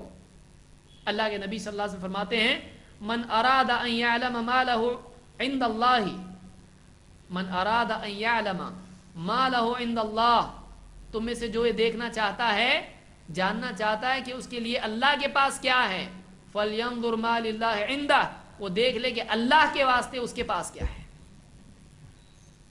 میرے لیے اللہ کے پاس کیا ہے جنت میں دیکھنا ہے، تو تیرے لیے تیرے پاس اللہ کے لیے کیا ہے یہ بھی تو دیکھ۔ اللہ کی طرف سے انعام چاہتا ہے، اللہ کی طاعت زندگی میں ہے کہ نہیں ہے، تجھ کو جنت چاہیے، تیرے پاس سنت اور طاعت ہے کہ نہیں ہے۔ اپنی زندگی کا جائزہ لے اور سوچے اس کی اپنی اوقات اللہ کی ترازو میں کیا ہے، پھر اس کے بعد آگے بات کریں۔ اس کو امام الدارقطنی نے الافراد میں ذکر کیا ہے اور یہ حدیث حسن درجے کی ہے۔ تو چھٹی چیز عمل پر آنے کے لیے ہے کہ روزانہ اپنا سب سے اچھا ناقد آدمی بنے، اپنے آپ کو خوش کرنے کی کوشش نہ کریں، بلکہ جیسے دوسروں کا حساب لیتے ہیں اس سے زیادہ اپنا سخت حساب لیں، وہ آدمی کامیاب ہے۔ نمبر 7، موت کی یاد اور موت کے بعد کو سوچیں۔ اللہ کے نبی صلی اللہ علیہ وسلم فرماتے ہیں اکثروا ذکر ہادم اللذات الموت، لذتوں کو ڈھانے والی چیز کو یعنی موت کو خوب یاد کرو۔ فإنه لم يذكره أحد في ضيق من العيش إلا وسعه عليه، اس لیے کہ جو کوئی آدمی تنگ حالات میں موت کو یاد کرتا ہے، تکلیف اور پریشانی کے حالات میں موت کو یاد کرتا ہے، موت اس کے لیے آسانی اور وسعت پیدا کر دیتی ہے۔ بیمار بستر پر پڑا ہے، موت کو یاد کرے گا، سوچے گا چلو موت تک تکلیف، اس کے بعد آزاد۔ تکلیف میں موت یاد کرنا راحت دیتا ہے۔ وَلَا ذَكَرَهُ فِي سَعْةٍ إِلَّا ضَيِّقَهَا عَلَيْهِ، اور جو راحت اور وسعت کے حالات میں، آسانی کے حالات میں موت کو یاد کرتا ہے، موت اس پر دنیا کو تنگ کر دیتی ہے کہ جی لے کتنا بھی جیتا ہے، موت آنے والی ہے، جتنی چاہے لذتیں لوٹ لے، ہر چیز کا حساب دینا ہے۔ تو یہ کیا ہے؟ آدمی کو کنٹرول میں، یہ لگام ہے آدمی کے لیے، آزاد دوڑنے والے کے لیے موت کی یاد کیا ہے؟ لگام ہے۔ اس حدیث کو امام البیہقی نے شعب الایمان میں، ابن حبان اور بزار نے روایت کی، حدیث حسن درجے کی ہے۔ 8ویں چیز یہ ہے کہ آدمی یہ سوچے کہ وقت بہت تھوڑا بچا ہے۔ آپ دیکھیے، ابھی سوچیں آپ کہ مغرب میں مجھ کو موت آنے والی ہے، کیسا گھبراہٹ ہوگی؟ کیوں؟ آپ کو معلوم ہے نہیں آنے والی، یعنی آپ کو کنفرمڈ ہے کہ نہیں آئے گی، تو اتنے سکون سے ہیں۔ کیوں؟ کسی کو جس کو موت آئی اس کو معلوم تھا پہلے سے آنے والی ہے، اس نے سوچا تھا ظہر کے بعد عصر بھی ملنے والی ہے، عصر کے بعد مغرب ملنے والی ہے۔ جس کو بھی موت آئی اس نے نہیں سوچا تھا کہ اگلے کچھ لمحات میں موت آنے والی ہے، آ گئی، ہماری بھی آ سکتی ہے۔ تو آدمی سوچے میرے پاس بہت تھوڑا وقت بچا ہے، اگر یہ سوچے گا، آپ سوچے کوئی آدمی آپ سے آ کے کہے آپ کے پاس آج ایک دن ہے، اگر فرشتہ آپ سے آ کے کہے ایک دن اللہ نے آخری دیا ہے، اب جو بھی سیٹنگ کرنا ہے جنت کی آج کر لے، آدمی کتنا پاگل ہو جائے گا ایک دم۔ وہ کچھ پیسے کا نہیں، وہ جیب کے پیسے نکال کے پھینک دے گا، صدقہ کر دے گا سب، وہ عبادت کرے گا، ہر قدم پہ اللہ کو یاد کرے گا، سب سے معافی مانگ لے گا، سب سے نیتیں اچھی نیتیں کرے گا، گڑ گڑائے گا اللہ کے آگے، سارے گناہ یاد کر کر کے سب سے توبہ کر لے گا۔ کیوں؟ آج کا دن آخری نہیں ہو سکتا ہے، بولیں گے تو ہوگا، نہیں بولے تو کیا آخری نہیں ہے؟ آج کا دن آخری ہمارا ہو سکتا ہے۔ وقت بہت کم ہے کا احساس آدمی رکھے۔ قیامت کے دن جہنم میں جانے والے کہیں گے وَهُمْ يَسْتَرِخُونَ فِيهَا رَبَّنَا أَخْرِجْنَا نَعْمَلْ صَالِحًا غَيْرَ الَّذِي كُنَّا نَعْمَلْ، جہنمی کہیں گے اللہ ہم کو اس جہنم سے نکال، ہم نیک عمل کر کے آتے جو اب تک ہم نے نہیں کیے۔ اللہ فرمائے گا أَوَلَمْ نُعَمِّرْكُمْ مَا يَتَذَكَّرُ فِيهِ مَن تَذَكَّرَ، کیا تم کو اتنی عمر ہم نے نہیں دی تھی کہ جاگنے والا چاہے تو جاگ جائے؟ وَجَاءَكُمُ النَّذِيرُ، ڈرانے والے بھی تو آئے تھے تمہارے پاس، فَذُوقُوا فَمَا لِلظَّالِمِينَ مِن نَصِيرٍ، اب چکھو جہنم کو، اب تمہارا کوئی مدد کرنے والا نہیں۔ اللہ نے زمانے کی قسم کھائی وَالْعَصْرِ إِنَّ الْإِنسَانَ لَفِي خُسْرٍ، زمانے کی قسم، انسان گھاٹے میں ہے، انسان گھاٹے میں ہے، زمانے کی قسم کھائی، وقت کی قسم کھائی۔ کیوں؟ وقت چلا جا رہا ہے، انسان کی ناکامی، اگر وہ کچھ نہ بھی کرے تو وقت کا کھونا سب سے بڑی ناکامی ہے۔ زندگی کا کھو دینا، جنتی بنانے کا موقع مل گیا تھا لیکن پھر بھی اس کو ضائع کر دیا۔ کسی کو ایک خزانے میں چھوڑ دیا جائے اور کہا جائے تم کو 1 گھنٹہ دے رہے ہیں، اس میں جتنا چاہے سونا چاندی ہیرے موتی سب لے لو، ہیرے موتی سب لے لو۔ اب آپ دیکھیے اس آدمی کا کیا، 1 گھنٹہ ہے، 1 گھنٹے کے بعد بیل بجے گی، باہر نکلے ٹھیک لے کے، جتنا باہر لے کے آئے اتنا تمہارا، اور جو اندر چھوڑا وہ ہمارا، اور تم اندر رہے تو تم بھی ہمارے۔ اب بتائیے 1 گھنٹہ وہ کیسا استعمال کرے گا؟ اس کو اگر فون آ جائے اٹھائے گا، بولے گا بعد میں دیکھیں گے سب۔ اگر باہر سے کوئی مہمان اس کو آواز دے، پہچان والا ذرا ایک بات کرنی ہے آپ سے، کچھ نہیں، وہ دیوانہ ہو جائے گا، وہ تھیلے بھر بھر کے باہر لے کے آئے گا، وہ اب اندر بھی نہیں رکھے گا۔ سوچئے عقل مند آدمی وہ ہوگا جو تھیلے بنا کے اندر نہیں رکھے، عقل مند وہ ہوگا جو تھیلا بنائے باہر رکھے، تھیلا بنائے باہر رکھے. کیوں؟ لاسٹ مومنٹ پہ سارے تھیلے باہر نکالنا مشکل ہو جائے گا. وَلْتَنْظُرْ نَفْسٌ مَا قَدَّمَتْ لِغَدٍ، تم میں سے ہر ایک دیکھ لے اس نے اپنے کل کے لیے کیا آگے بھیجا ہے.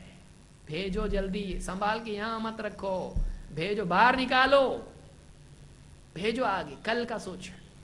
تو آدمی سوچے میرا وقت بہت تھوڑا بچا ہے، مجھ کو جلدی جلدی نیکی کر کے جنتی بننا ہے. معلوم نے پھٹ سے سانس رک جائے، سب رک گیا. اذا مات الانسان انقطع عنہ عملہ، انسان جب مر جاتا ہے اس کا عمل کا سلسلہ رک جاتا ہے. قیامت تک قبر کے اندر پڑا رہنا ہے، قیامت تک پڑا رہنا ہے قبر کے اندر. اب ملا ہے موقع جنتی بنانے کا، بن گئے. ایک سبحان اللہ نہیں بول سکتا قبر میں جا کے. یہ موقع آج ہے، کل نہیں ہے. نمبر 9، اللہ سے امیدیں اور اللہ کا خوف دونوں کو جمع کرنا. یعنی صرف امید نہیں، ہاں اللہ غفور الرحیم ہے یہی بول کے چلنا نہیں، اللہ پکڑ بھی سکتا ہے. ڈر جمع کرنا، ڈر انسان کے عمل کے لیے بہت بڑا محرک ہے. آپ بتائیں بچوں کو اگر کہیں تم کو پاس کر دیا جائے گا اگر اچھے مارکس لکھیں گے، تو بچے کچھ پڑھتے ہیں کچھ نہیں بھی پڑھتے ہیں. لیکن پٹائی ہو گئی اگر نہیں پڑھیں گے تو سب پڑھنا شروع کر دیتے ہیں. تو انسان کے لیے ڈر ایک بہت بڑا ایکٹیویٹر ہوتا ہے. تو آدمی عمل پہ آنے کے لیے اللہ سے ڈرے بھی. اللہ تعالیٰ فرماتا ہے نبئ عبادی انی انا الغفور الرحیم، اے نبی میرے بندوں سے کہیے میں غفور الرحیم ہوں. لیکن یہ بھی کہیے کہ وَأَنَّ عَذَابِي هُوَ الْعَذَابُ الْأَلِيمُ، میرا عذاب بڑا دردناک عذاب ہے. تو ایمان، خوف اور امید دونوں کو جمع کرنے کا نام ہے. امید کو چھوڑ کے ایک دم ڈر جانا یہ بھی نہیں، اور ڈر کو چھوڑ کے پھر امیدیں خیالی پلاؤ بنانا، خیالی محل بنانا صرف یہ بھی نہیں. اللہ تو غفور الرحیم ہے، اپنے کو تو چھوڑ ہی دے گا. اللہ سے اچھی امید ہے، اللہ سے اچھا گمان ہے، اللہ معافی کر دے گا. نہیں، ڈرتا بھی رہے اور امید بھی رکھے. اتنا نہ ڈرے کہ مایوس ہو جائے، اتنی امید نہ رکھے کہ بے فکر ہو جائے. اس کو یاد رکھیے، اتنی امید بھی اللہ سے نہ رکھیں کہ بے فکر ہو جائیں، اور اتنا ڈر بھی نہ رکھیں کہ اللہ کی رحمت سے مایوس ہو جائیں. دونوں کو جمع کریں. نمبر 10 اور آخری چیز، اپنے دل کے بارے میں سوچیں کہ ہم یہ نہیں کہ آخرت میں جہنم میں آدمی جائے گا گناہوں کی وجہ سے، بلکہ دنیا میں بھی دل گندا ہوتا ہے گناہوں کی وجہ سے. کون آدمی چاہتا ہے اس کا دل گندا ہو؟ آپ بتائیے، آپ کے کپڑوں پہ چائے گر جائے آپ کو اچھا لگتا ہے؟ نہیں، فوراً دھونے کی فکر. تو بے عملی سے، گناہوں سے دل گندا ہوتا ہے. دل کی صفائی کا خیال کریں. اللہ کے نبی صلی اللہ علیہ وسلم فرماتے ہیں ان العبد اذا اخطأ خطیئۃ نکتت فی قلبہ نکتۃ سوداء، بندہ جب کوئی گناہ کرتا ہے اس کے دل پر ایک کالا دھبا لگ جاتا ہے. گناہ سے دل پر کالا دھبا لگتا ہے. فاذا هو نزع واستغفر وتاب سقل قلبه، جب وہ گناہ چھوڑ دے، استغفار کرے، توبہ کرے، رجوع کرے، اس کا دل پھر سے صاف ہو جاتا ہے. وان عاد زید فیها حتى تعلو قلبه، لیکن پھر سے اگر وہ گناہ کرتا ہے توبہ کرنے کی بجائے، گناہ کے بعد گناہ کرتا ہے تو اس کا گناہ پورے دل پر دھبا پورے دل پر چھا جاتا ہے. وَهُوَ الرَّانُ الَّذِي ذَكَرَ اللَّهُ، یہی وہ زنگ ہے جس کا اللہ نے قرآن میں ذکر کیا ہے. کلا بل ران علی قلوبہم ما کانوا یکسبون، ہرگز نہیں بلکہ تمہارے دل تمہاری اپنی کرتوت کی وجہ سے تمہارے دلوں پر زنگ لگ گیا. دل گندا ہو جاتا ہے گناہوں کی وجہ سے.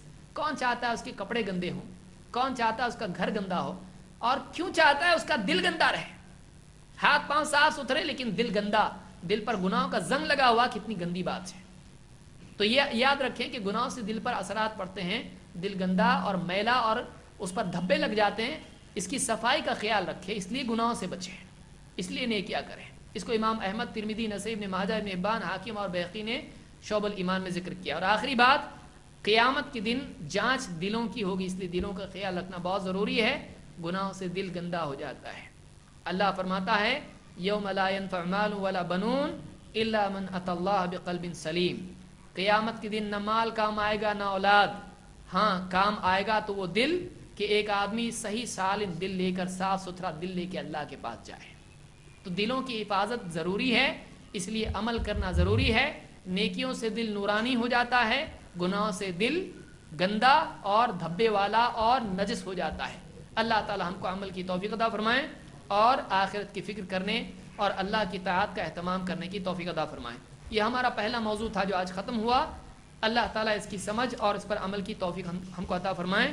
اگلا موضوع ہمارا اگلے ہفتے ہوگا انشاءاللہ، خواہشات و شہوات کی پیروی، اس کے نقصانات اور اس کا علاج۔